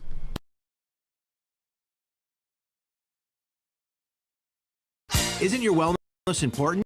Don't you want more energy? Now's the best time to make every day better and relieve those achy muscles and pains than with the Hesselsen's Hot Tub. Hesselsen's has hot tubs in stock and available for immediate delivery with unbelievable savings. Hesselsen's offers 0% interest-free financing for up to 5 full years. Hesselsen's carries the only hot tub brand in the industry with the exclusive freshwater salt system that is eco-friendly and easy to use and only enhances your hot tubbing experience. Come in today and see why your next hot tub should be a Hesselsen's hot tub. And remember, it's always fun to poke in the corners at Hesselsen's. Was your preemie baby fed a cow's milk baby formula such as Similac or Enfamil? If so, your child may be entitled to significant financial compensation. Evidence shows that cow's milk formulas increase the risk of NEC in premature babies, causing severe harm and even death. If your child was born premature and suffers from NEC, intestinal perforations, sepsis, cerebral palsy, or died as a result, you may have the right to sue for significant financial compensation. Call now for a free case review. Your Alma Pioneers are back at historic Dunn Field Thursday, June 20th, Friday, June 21st, and Saturday, June 22nd. Thursday, June 20th, it's Thursday Thursdays, $2 beer night. Friday, June 21st, it's free Hilliard baseballs. And Saturday, June 22nd, it's free Hilliard Thunderstick. Get your tickets early. Call 607-734-2690. What could whiten your teeth by simply brushing your teeth? Now you can with Smile Actives, the teeth whitening breakthrough that safely gets your teeth white and keeps them white every day just by brushing your teeth. Simply add Smile Actives to any toothpaste, and our patented PolyClean technology activates into a powerful microfoam that penetrates into the enamel surface to safely lift and remove stains. You need a simple way to whiten your teeth. Without strips, without trays, without going to the dentist. I eat the blueberries, I drink the coffee, and I know that Smile Actives will keep my teeth white every day. Now you can whiten your teeth with new Smile Actives Pro Whitening Gel every time you brush your teeth. Call or go to smileactives.com, and for a limited time, get new Pro Whitening Gel for just $24.95. Order in the next 5 minutes and buy one, get one absolutely free. We'll even include free shipping. Call or click now before the special buy one, get one free offer goes away.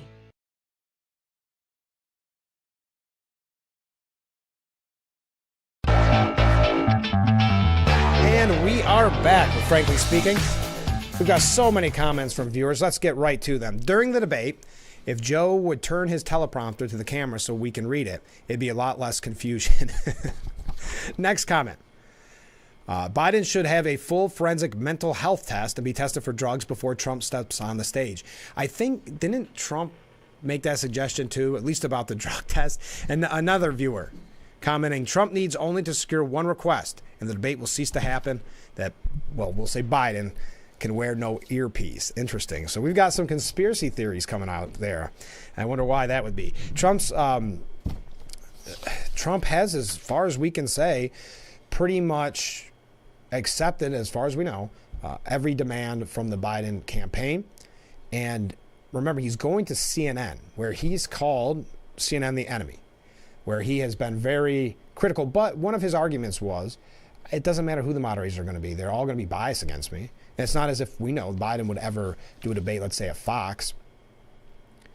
Plenty of Democrats are nervous about how Biden will perform, but the president is not said to be one of them. I can assure you, Joe Biden is not scared of Donald Trump, Klain said. One fear among Biden's team and supporters is that he spends too much time talking about his record and not enough time attacking Trump. Really? Okay, interesting. The challenge for all incumbents in the debate is to not spend the whole time talking about their record. I don't see that necessarily being an issue for Trump.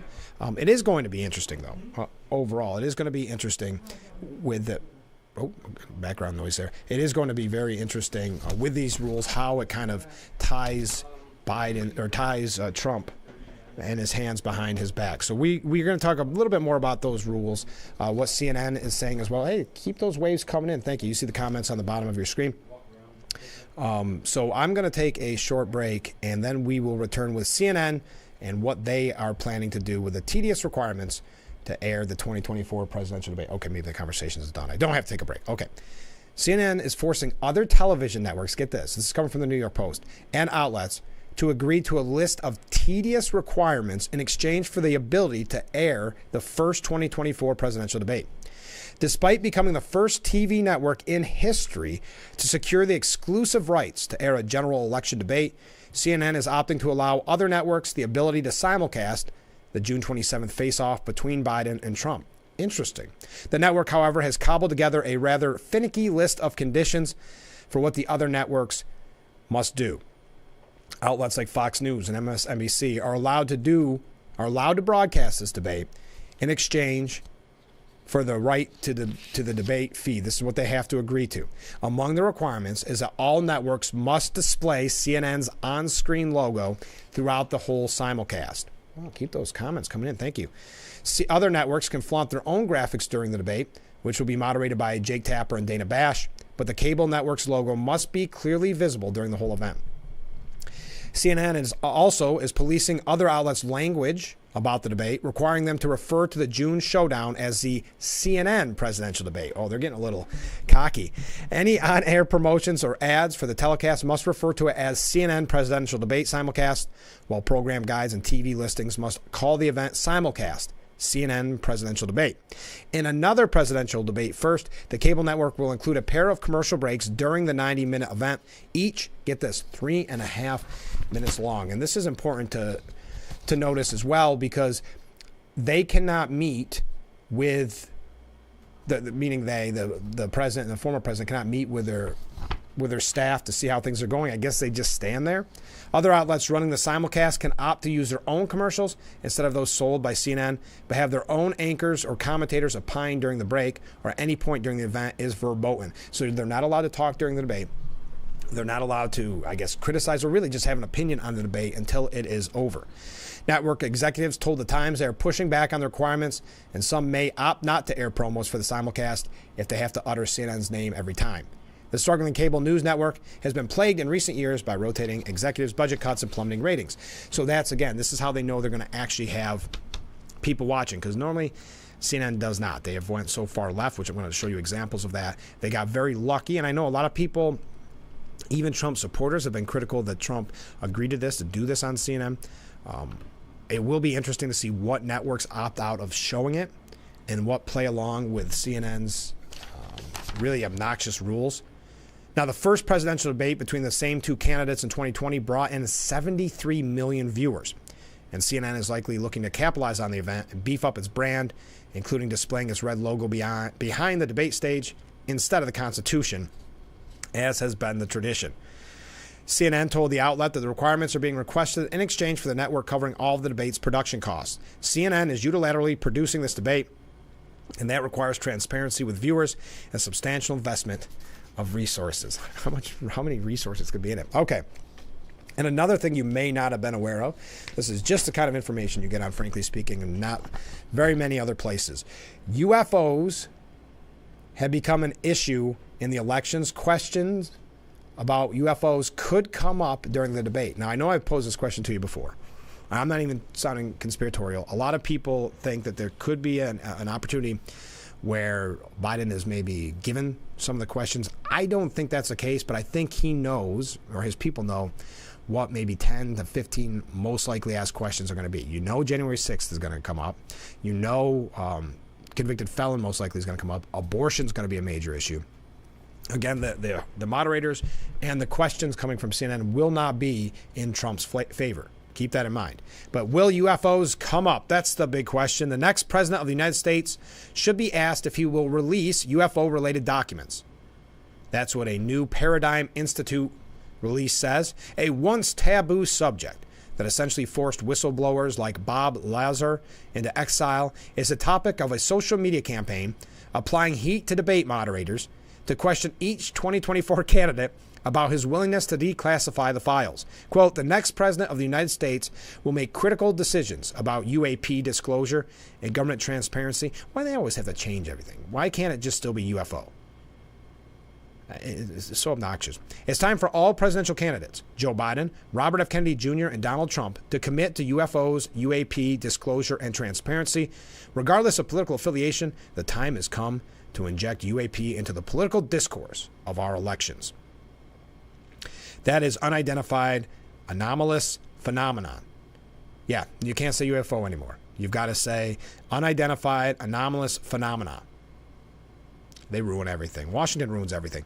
But I also like in that quote, I find it very interesting that Donald Trump doesn't even get not only top billing, he gets third billing. Joe Biden, Robert F. Kennedy Jr., and Donald Trump need to commit to this disclosure. Representative Tim Burchett said in a previous interview that's so compartmentalized that we'll never get to the bottom of it. It will take a commander-in-chief who says enough is enough.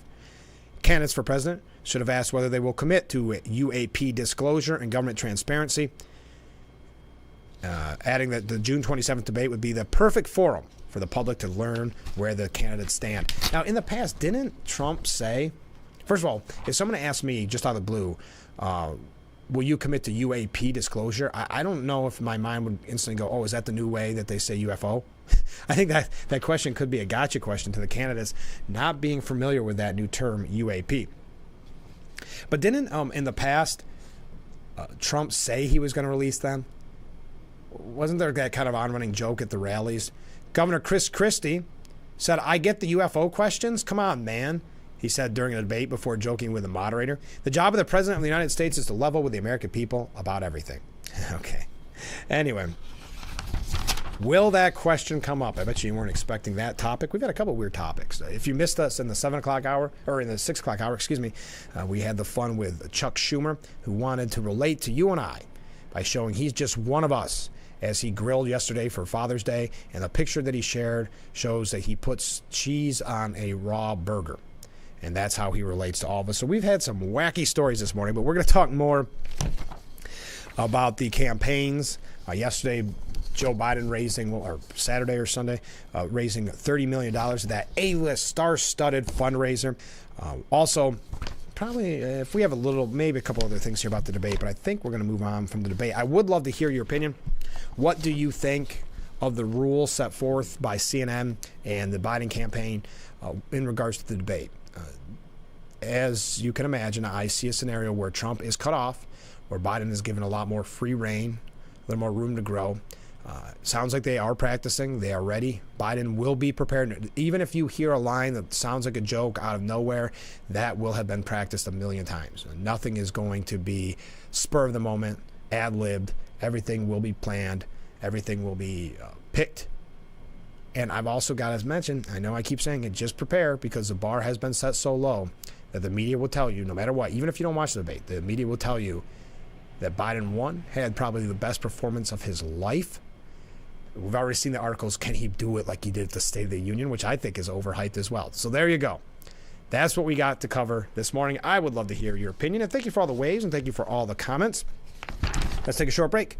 We'll be right back with Frankly Speaking here on WYDC TV. Big Fox, stay with us.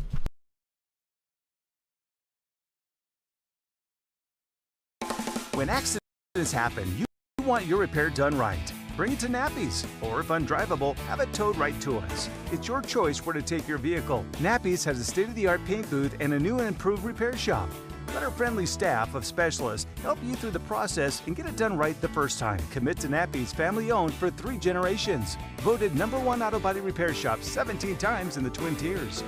Thank you for your business. Insist on Nappies, auto body done right. I'm Marianne Burt. I've lived here for 70 years, but I do fine right here in my house, and I want to be here as long as I can be. And I feel comfortable knowing that if something happened to me, someone would know because of the cameras that are installed in various spots in my home. That has been a wonderful gift to me, to be able to have that security and that support from Full Circle America, and that's what it's all about.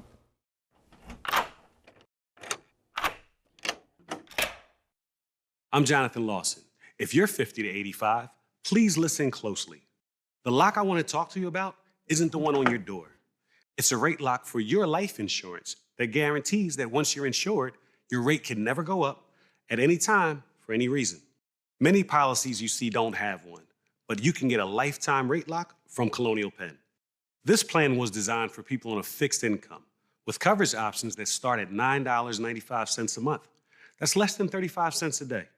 Your rate is locked in for life. Coverage can never be canceled, and your acceptance is guaranteed. You cannot be turned down because of your health. See for yourself. Call for an information kit and gift. Both are free with no obligation.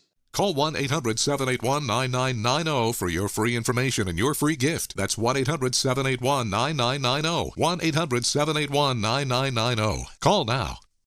Sheldon and Missy face off in Why can't we watch DuckTales?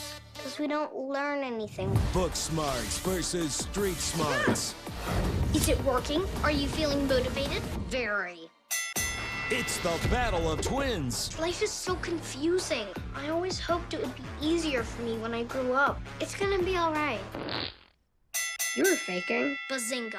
Young Sheldon. Weeknights at 6:30 on Big.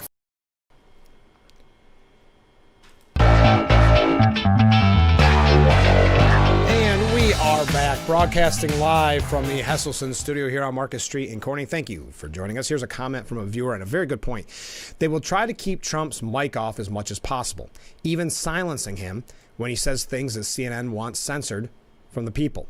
Trump will probably start talking loud enough to be heard on Biden's mic. After they realize this, during the next debate, they will both be in a soundproof cubicle. Well, that's a good point, Ken, and I thought that from the beginning, and that's why I've been kind of questioning it.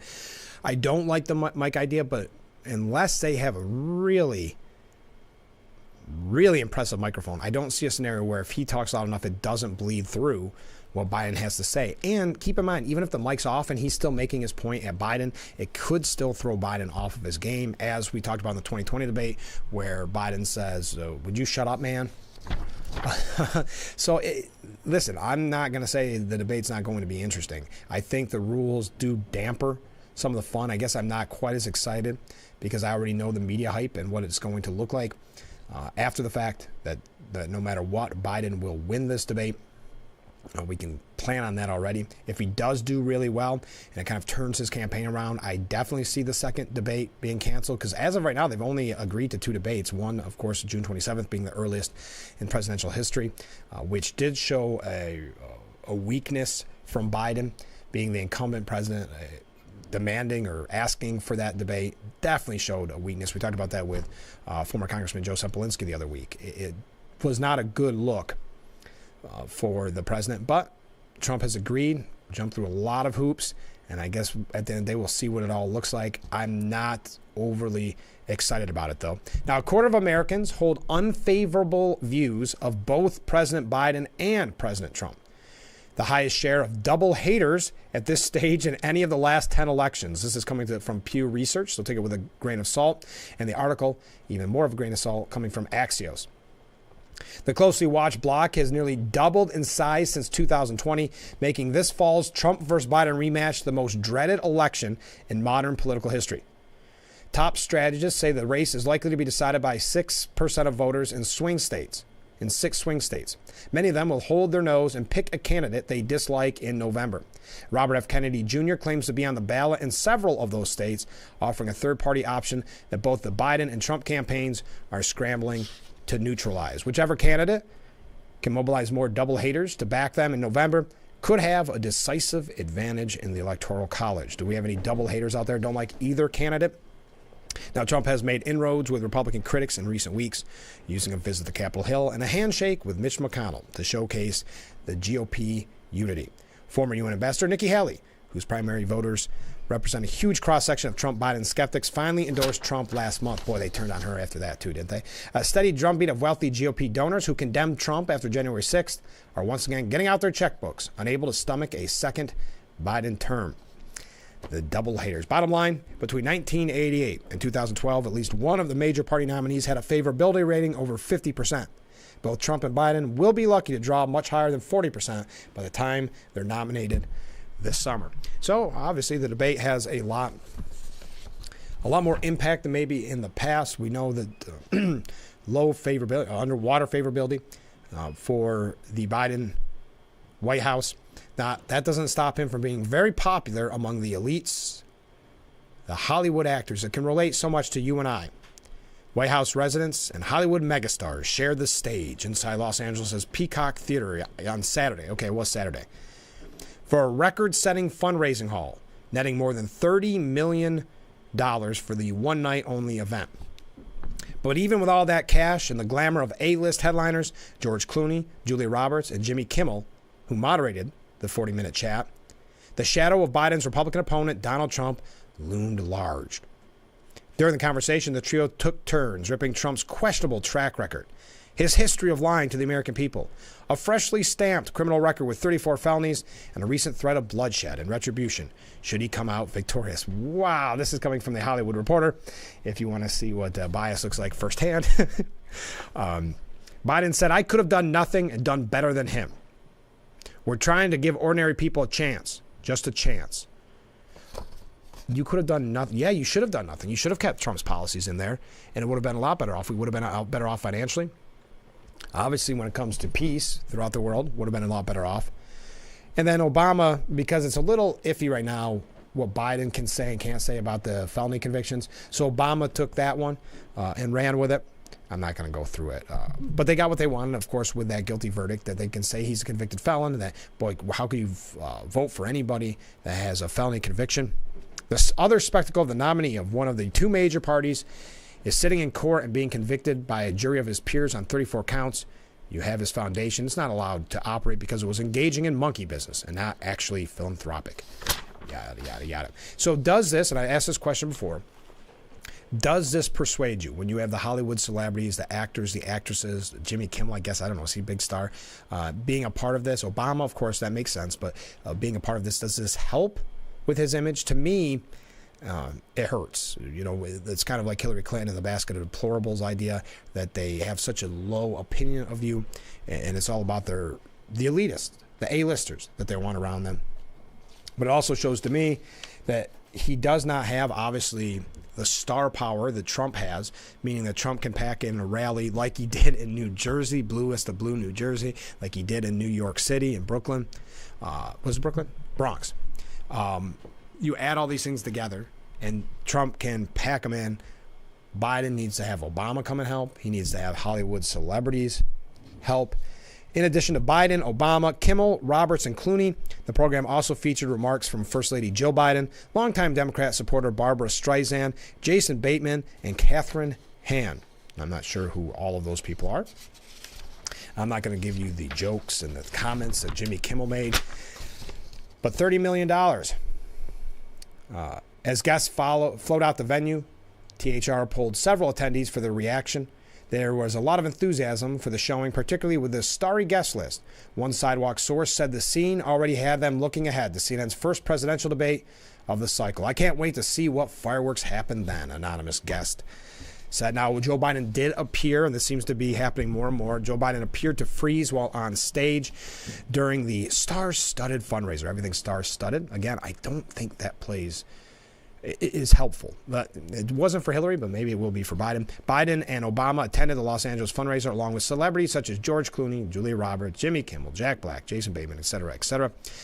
Biden freezes before Obama grabs his arm and leads him off the stage. The Republican National Committee's account tweeted. Video footage on social media showed Biden and Obama standing on the stage as the curtains were drawn open, revealing musicians playing behind them. Biden can be seen facing the side of the stage while clapping his hands before turning to face the audience in front of the stage. Obama can be seen giving a few small waves to the crowd before taking Biden's arm to indicate they should just walk off the stage. As the two are walking off the stage, Obama is seen keeping his hand on Biden's back. One National Review contributor said, "Can you feel the energy?" Boy, it's happening more and more. Now, as these videos go viral, the White House is very upset over that. We're going to tell you a little bit about that when we come back. Miranda Devine has a piece that we'll get to later on. Don't fall for Joe Biden's nice old man act. He's just lowering expectations. And that ties in with what we were saying about the debate, the expectations so low, the bar being so low, that the media can write up already that he came through in the clinch when he needed to come through. So we got to take a short break, though. Stay with us. We'll be right back with Frankly Speaking here on WYDC TV, Big Fox.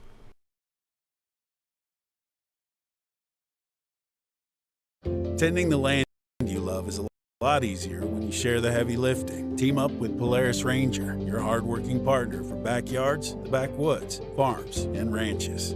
Ithaca Recreation Sports, Route 13 in Newfield. Get outside and ride. What I'm about to show you is going to change the way you shave your head forever. You can shave your head in 90 seconds or less with no cuts or nicks. Introducing Remington's new and improved Balder Boss. With increased flex and 5 dual-track floating head design, get over 60% more head coverage for a faster, closer shave and skin-close results. And only through this exclusive TV offer, now you can try it in your home for 30 days for just $14.99. Balder Boss is the fast, easy, safe way to shave your head, wet or dry, in 90 seconds or less, without nicks or cuts. No nicks, no scrapes, fit in the palm of my hand, and the results were amazing. The 360-degree pivoting neck contours closely around your head curves for maximum contact, anytime, anywhere, in 90 seconds or less. With exclusive Wet Tech technology, shave in the shower, or with any foam or gel. Japanese-grade steel blades and turbo power plow through the thickest of hair, yet gentle enough it won't irritate skin. With pure lithium power that lasts up to an incredible 60 minutes. That's like 1 full month of use without a recharge. Then easily rinses clean. There's even a pop-up trimmer to complete your perfect groom. Now, you can try the Remington Balder Boss in your home for 30 days for just $14.99. But wait, order now, and we'll ship it to you absolutely free. You can also get our ear, nose, and brow trimmer for the ultimate groom. Free.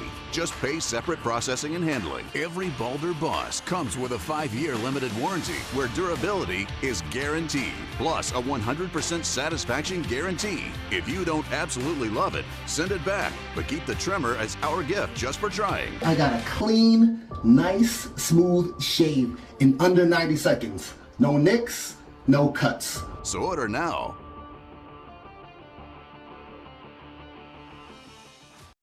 In a few words. Urkel, glasses. Nerd. It pays to know your nerds. If you guys didn't get nerd with me sitting up here on this show, 25 words or less. Weeknights at 5 and 5:30.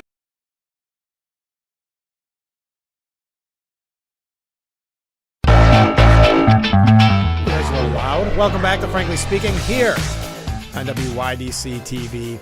Big Fox. I'm your host, Frank Hakem. We got a lot of comments coming in. Let's go right to them, shall we? All right. First off, Frank, I haven't heard yet. Is Trump going to forego his pay this time? Or is he going to need it for his court costs? He may need it for his court costs. I have not heard either. I would assume he'll forego it.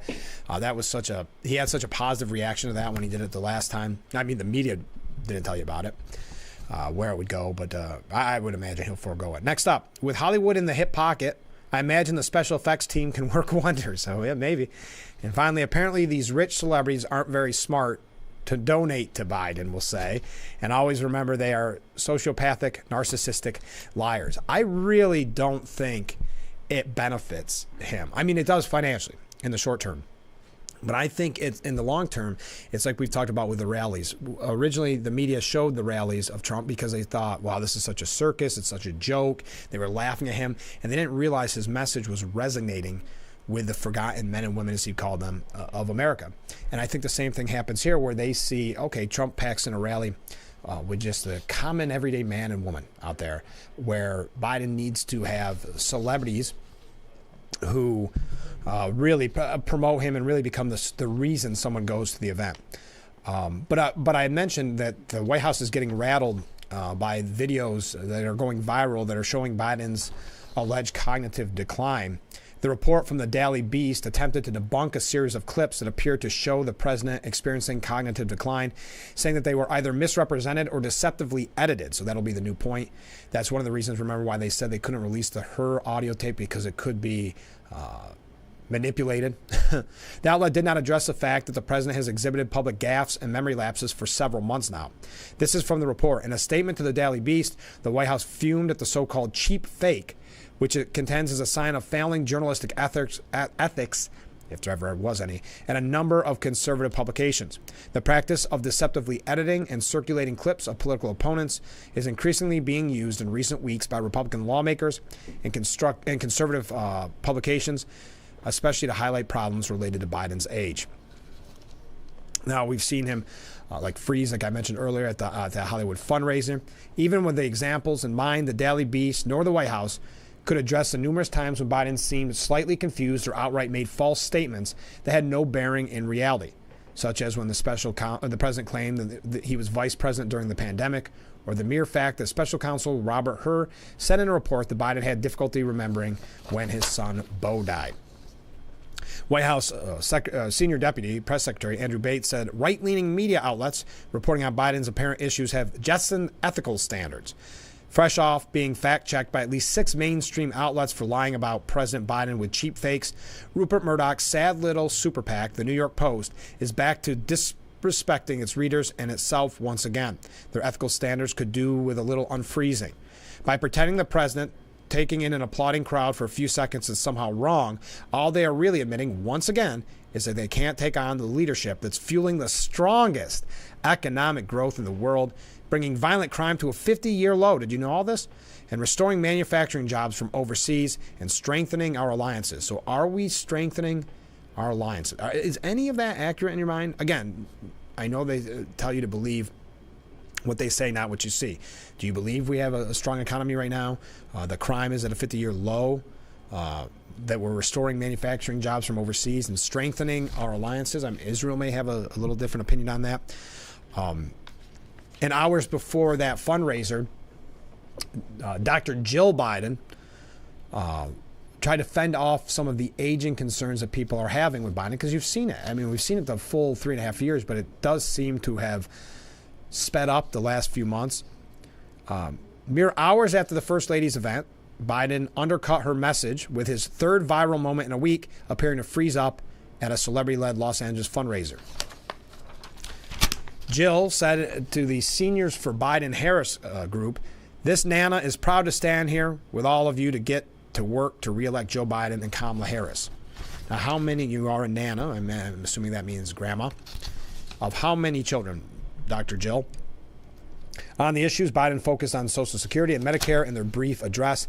Donald Trump supported ending Medicare as we know it, she claimed. Now, this is what she said to fend off these kind of complaints about his age.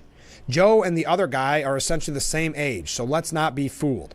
Biden is a healthy, wise 81-year-old ready to work every day to make our future better," she said.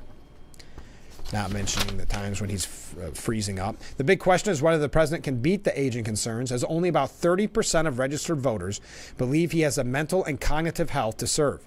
As commander-in-chief, this is from a CBS News poll. Trump fares better than Biden in the poll with 50%, but 23% said neither of them is mentally fit to serve. Hey, they're essentially, that's her argument. They're essentially the same age. Okay. Interesting. All right. As Miranda Devine said, we've got a, here's another comment from a viewer. I'm sure Biden partying with stars makes a difference to some people.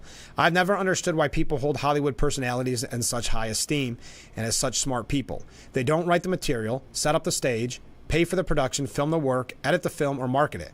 They only read scripts and pretend for a living. I would agree, Ken. I don't think celebrity endorsements really... There could be some exceptions in that where it really moves the needle a little bit. But overall, George Clooney, I mean, we saw his arrogance on full display in the 2016 election, essentially saying in one of those clips that have now went viral, he's not going to win, just meaning Trump. He's not going to win with that cockiness and that arrogance. And I think that's the problem with Hollywood. Listen, I know the Biden campaign can tell us in the Biden White House that the economy's doing great, but you, me, everyone out there is struggling with our bills, struggling with our groceries. It's hard to listen to a celebrity lecture us about who we should vote for and who would be better for us. I want to hear that from the people like at that Bronx rally with Trump when they're being interviewed, saying that we need the change. This is who will actually help us, meaning Trump. But as Miranda Devine said, don't fall for Joe Biden's nice old man act. And that's going to be a part of this debate. Keep that in mind. But God forbid that we allow our eyes to see what they see when it comes to the meanderer-in-chief's bizarre behavior. Rather than be accused of peddling disinformation, best to make no comment about the latest video of Joe Biden freezing up like a zombie and having to be shepherded off stage by Barack Obama. Some things are so obvious they need no commentary. But Republicans should not fall into the trap of emphasizing Biden's increasing befuddlement, as viral as such moments are to a world astonished that America now resembles the end stages of Soviet decrepitude. The strategy risks engendering sympathy for a man who deserves none and lets him off the hook for all the damage he has wrought to this country. And that's a good point. You know, if we downplay it, it's sad, it gives him that empathy that helps him. It also plays into Biden's superpower, being underestimated, as we've talked about so often with the debate. He might act like a doddering incompetent, look like a wax effigy, and walk like a robot, but the president has the uncanny ability to exceed all expectations when it counts politically. We're told he plans to hole up at Camp David for the best part of a week before the upcoming presidential debate. Whatever magic tricks are involved in this debate prep, you know it will be a different Joe Biden at the podium June 27th than the one we've been seeing wandering around Europe like a Roomba. He keeps passing the test set up for him by doubters in his party who are worried that most voters think he's too old, a polite euphemism for his cognitive fitness more than a judgment on his numerical age of 81, which is not much more than Donald Trump, who just turned 78, but is seemingly boundless with energy. For instance, Biden's weird performance at the State of the Union in March after another extended recharge at Camp David was praised by his media boosters as feisty, energetic, and passionate. Some even saying he's got to have that kind of performance in the debate. That was one of his best performances of all time. Biden projects a vision of strength, was typical from CNN. He projected vigor and forcefulness. His voice, he was quick off the mark, a master of the chamber. One particularly, we'll say, making you sick to your stomach line, hailed the comeback of the scrappy, twinkle-eyed, blue-collar street politician. These media accounts were at odds with what any normal person saw of Biden's shouty, angry, oddly high-octane performance. But Biden benefited from low expectations, which had plummeted deeper in the basement after Robert Hur decided not to charge him with mishandling classified documents because he was cognitively unfit for trial. All Biden had to do for applause at the debate was not fall off the stage. Online censorship experts, Mike Benz, a former Trump State Department cyber official, likens Biden's episode of strategic sharpness to a computer being woke up from low power mode. If you were to put him in a debate, he would be able to summon the power to be somewhat formidable. But he gets that by being effectively in sleep mode for the other 98% of the debate. Biden is used to being written off as a dud because of his history of preposterous boasting, plagiarism, dishonesty, and chip-on-the-shoulder combativeness. No serious man behaves like that. Yet, every now and then, when his opponents are lulled into complacency, he pulls off a political masterstroke. And this ties into what we've been saying about the debate all morning long. Benz pointed to the 2012 vice presidential debate when everyone had written off Biden as slow and prone to gaffes, and he absolutely spanked Paul Ryan and turned around the Obama campaign. It was the same in the 2020 debates. The June 27th debate is the next make-or-break moment for Biden, with Democrats will watch with their hearts in their hands, as James Carville admitted on his Political War Room podcast. You know now that let me try that again. You know how they monitor the number of heart attacks during the Super Bowl? Democrats are going to have a nervous breakdown for 90 minutes, scared that Biden is going to draw a blank. My advice is, if you have heart disease, don't look. I'd probably go get a physical on June the 26th to see if I can watch it. The real point is not that Biden is old and out of it, because his handlers will minimize opportunities to scrutinize him in the wild, and his Hollywood spinmeisters will rig things to make him appear normal. Biden is a deep fake even without the help of AI. Look behind the curtain at what he does. That's all that counts. Then tells you who he is and who he's always been. I thought that was a very interesting point from Miranda Devine, but we got to get another break. She also mentions, though, this kind of out-of-touch Hollywood elites that he's campaigning with. When you see so much destruction and violence at the border and our streets, that it doesn't play. You have the suspected ISIS terrorists that crossed our border. So when you have him palling around with his celebrity buddies, it does not play to the common everyday man or woman out there. We got to take another short break. Stay with us. This is Frankly Speaking here on WYDC TV. Big Fox will be right back.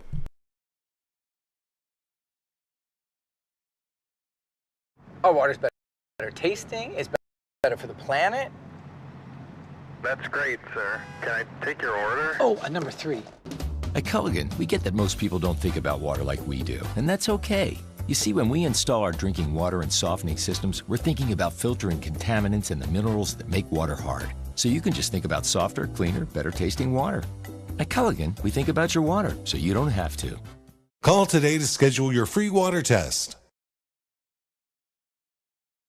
My practice is focused and centered around St. James Hospital in Hornell. We see a lot of joint pain from hips, shoulders, and knees, whether you're a weekend warrior or even a 80 to 90-year-old who just wants to stay active and keep walking a couple blocks in their neighborhood. I want to spend the time to connect, to really hear you and understand why you've come to visit me to seek treatment. It drives me to be the best physician I can be so that you can go back and do the things that you want to do in life. It's a new season of Sherry. Having a good time has always been my #1 goal. I tend to get crazy. At my age, I should not be jumping up and down like that. And if you don't know what I mean, ask your mama. The young ones, y'all like, we don't know what you're talking about. But I promise you, in 30 years, you will. It's the best time in daytime. Weekdays at 2 p.m. on Big Fox. Our beautiful view of Market Street as we broadcast live from the Hesselson studio. Welcome back to Frankly Speaking. I'm your host, Frank Acom. Obama at this fundraiser says that he doesn't really watch TV, just a lot of sports. He said, I get it. I frankly watch sports mostly because it feels like everything is slash and burn. Hillary Clinton got a standing ovation at the Tonys, some criticizing what she was wearing. I guess she was there. I don't think she won, but she was at the Tonys because she's a producer on a Tony Award-winning musical and a nominee. All right, enough about that. Now, Stephen Collinson, again, CNN showing their bias. One of the reasons why I think many of us are concerned that the debate isn't CNN, we see them getting very cocky with it too, and what they're demanding from other networks to broadcast their debate. But Biden versus Trump, the 2024 presidential race, turns to candidates' bids for black voters, and the Supreme Court, says Stephen Collinson. The 2024 campaign trail took a rare pivot from courtrooms at the weekend and towards more conventional battlegrounds, big money fundraising, vital voting blocks, and the swing states that will decide the election. Biden, who flew to a glitzy Hollywood fundraiser. Yeah, again, does this speak to the common man and woman out there? They're saying that they're positioning themselves for that first debate. Trump seeks to fracture Biden's support among black voters in a race that will turn on a handful of swing states that could be decided by mere thousands of votes. Any chunks either candidate take away from the other's core constituency could be crucial. Biden slams out of kilter Supreme Court majority. Yeah, I heard him say that at that fundraiser. I could see the calls again for stacking the Supreme Court. We do have to take another short break and wrap up because can you believe it? This show is almost through. I want to get all my things together to see where we go from here. Oh, there's one last thing, though, just quickly before I do take a break, because I do have a second. Dean Obadala says there is only one way to approach candidate Trump. On one hand, we should applaud these officials and organizations for grasping that Donald Trump back in the White House poses a unique threat to our democratic freedoms. But the only sure way to prevent Trump from subverting the government for a campaign of retribution in which Trump loyalists will be in key positions in the federal government and ushering in a far right-wing agenda is to defeat him this November. We must make our single focus keeping the barbarians outside the gate, not figuring out how to lessen the damage once they are inside. That is coming from Dean Obadala at CNN, the same place that is going to hold the unbiased, fair debate. Trump is telling anyone who will listen that his dark goals are for a second term. From mass deportations to the construction of expansive detention camps for migrants to expanding his presidential power. There's also his deeply concerning vow to liberate America from those not loyal to him. This is a 3-page hit piece. This is why second-term resistance strategies only divert resources from the more pressing imperative at hand, keeping Trump from winning a second term. That's the top priority. In fact, the only real priority we should focus on. Nothing else matters. Again, just like the New York Times, this is CNN, saying they don't have to be fair. They don't have to report the facts. It's all about getting Trump. And, of course, Trump is a threat to democracy, as we've been told time and time again. All right, we got a couple. Now, Tim Scott says the real threat to democracy is Joe Biden. Maybe we'll bring that up when we come back from break. Stay with us. Wrapping things up here on Frankly Speaking. Hi, I'm Adam. And I'm Aubrey. For over 40 years, the Blaze Alexander family dealerships have been making car buying easy, affordable, with respect for your time. And we do that by treating all of our customers like family. By making sure you get the lowest rates, biggest discounts, and most for your trade. By providing clean, comfortable, and convenient service. By offering the largest selection of new and pre-owned vehicles every day. Visit a Blaze Alexander family dealership, where we're taking the deals the other guys won't. Your wallet is always in danger. Criminals can hack your information without you even knowing. Introducing Slim Mint, an ultra-thin RFID blocking wallet that keeps your cards and cash protected. Slim Mint uses the latest RFID blocking technology to prevent thieves from stealing your info. It's ergonomically designed to optimize space and keep your belongings organized. With the auto-locking Slim Mint, your cards and money stay securely in place. It has a built-in cash clip and a flexible outer band to fit your additional cards and cash. Call or click now and get Slim Mint for just $29.99. Order in the next 5 minutes and you'll get an instant $10 discount. So it's only $19.99. But wait, due to rising costs, this may be your last chance to get Slim Mint at this low price. There's a strict limit of 3 Slim Mint wallets while supplies last. Don't wait. Order now. Call 1-800-654-6604. Call or visit slimmintwallet.com. So call 1-800-654-6604. Order now. And we are back with Frankly Speaking here on WYDC TV. Big Fox, thank you so much for joining us as we wrap things up. Experts are saying that Trump's modern-day Salem witch trial verdict signals open season on former presidents, something that we have mentioned a lot on this program, the precedent that it sets.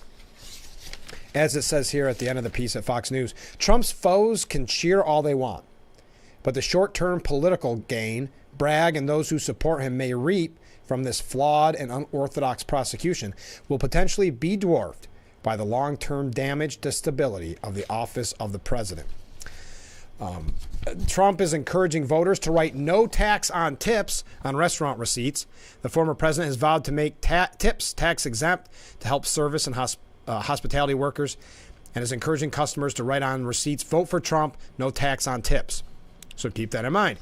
If you actually have the money to go out and get dinner or lunch, do so. No tax on tips, vote Trump. RNC co-chair Laura Trump promises to prosecute anyone who cheats in an election. We will track you down, she said. This year is the year we do it. We are also sending a loud and clear message out there to anyone who thinks about cheating in an election. We will find you, we will track you down, and we will prosecute you to the fullest extent of the law. Now, insiders predict a Rust Belt Republican, possible Trump VP pick, could flip Biden votes in key swing states. J.D. Vance has become a fixture on the road for Donald Trump and is extremely popular with the Trump base. He could be a whole lot of help across the entire Rust Belt and could help pick up working-class Democrat voters in places even outside his own state of Ohio. He would be an asset anywhere, really, but especially in states like Pennsylvania, Michigan, and Wisconsin. Turning Point Action had a straw poll, and they picked J.D. Vance for VP. Big Data Poll conducted a straw poll which surveyed 1,986 people at the convention and found that 43% were in favor of Vance running as Trump's vice president. Charlie Kirk, the founder of Turning Point USA, described Vance as one of Trump's most capable and articulate defenders and surrogates. Tim Scott said the greatest threat to democracy today is Joe Biden. But let me say simply, the greatest threat to democracy today is Joe Biden. It started back when he became president. We saw a botched Afghanistan withdrawal where 13 Americans lost their lives. We've seen a wide open, insecure, unsafe southern border with sleeper cells likely in our country. Over 100,000 Chinese nationals crossing our southern border, men from Yemen, Iraq, and Afghanistan, now populating our country, part of the 10 million illegal immigrant invasion. All right, we are out of time for today's edition of Frankly Speaking. I don't think we could have covered more if we tried. We got everything in there. New York State issues, presidential issues. Look, we're even getting waves here right at the very last minute. Thank you so much. I hope you had as much fun today as I had fun on the air. We'll be back tomorrow morning starting at 6 a.m. We've got some guests that I'm working on for later in the week during the Steuben Senior Service Fund section of our program. I'll keep you updated on that. But we're going to have a fun week together, just you and I. So I hope that you will tune in every weekday morning starting at 6 a.m.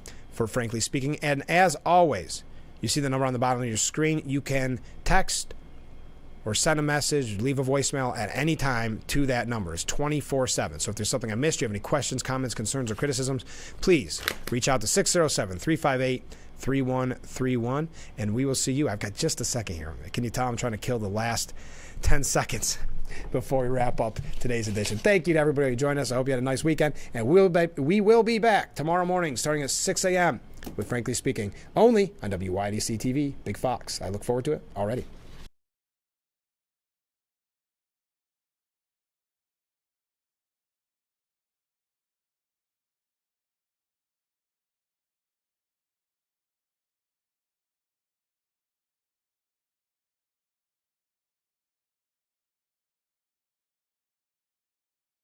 Getting aerial video for a commercial used to be extremely expensive, but not anymore. WYDC TV Big Fox now offers the Twin Tiers amazing aerial video for your business. We do it with our state-of-the-art drone and commercially licensed aerial pilot. Beautiful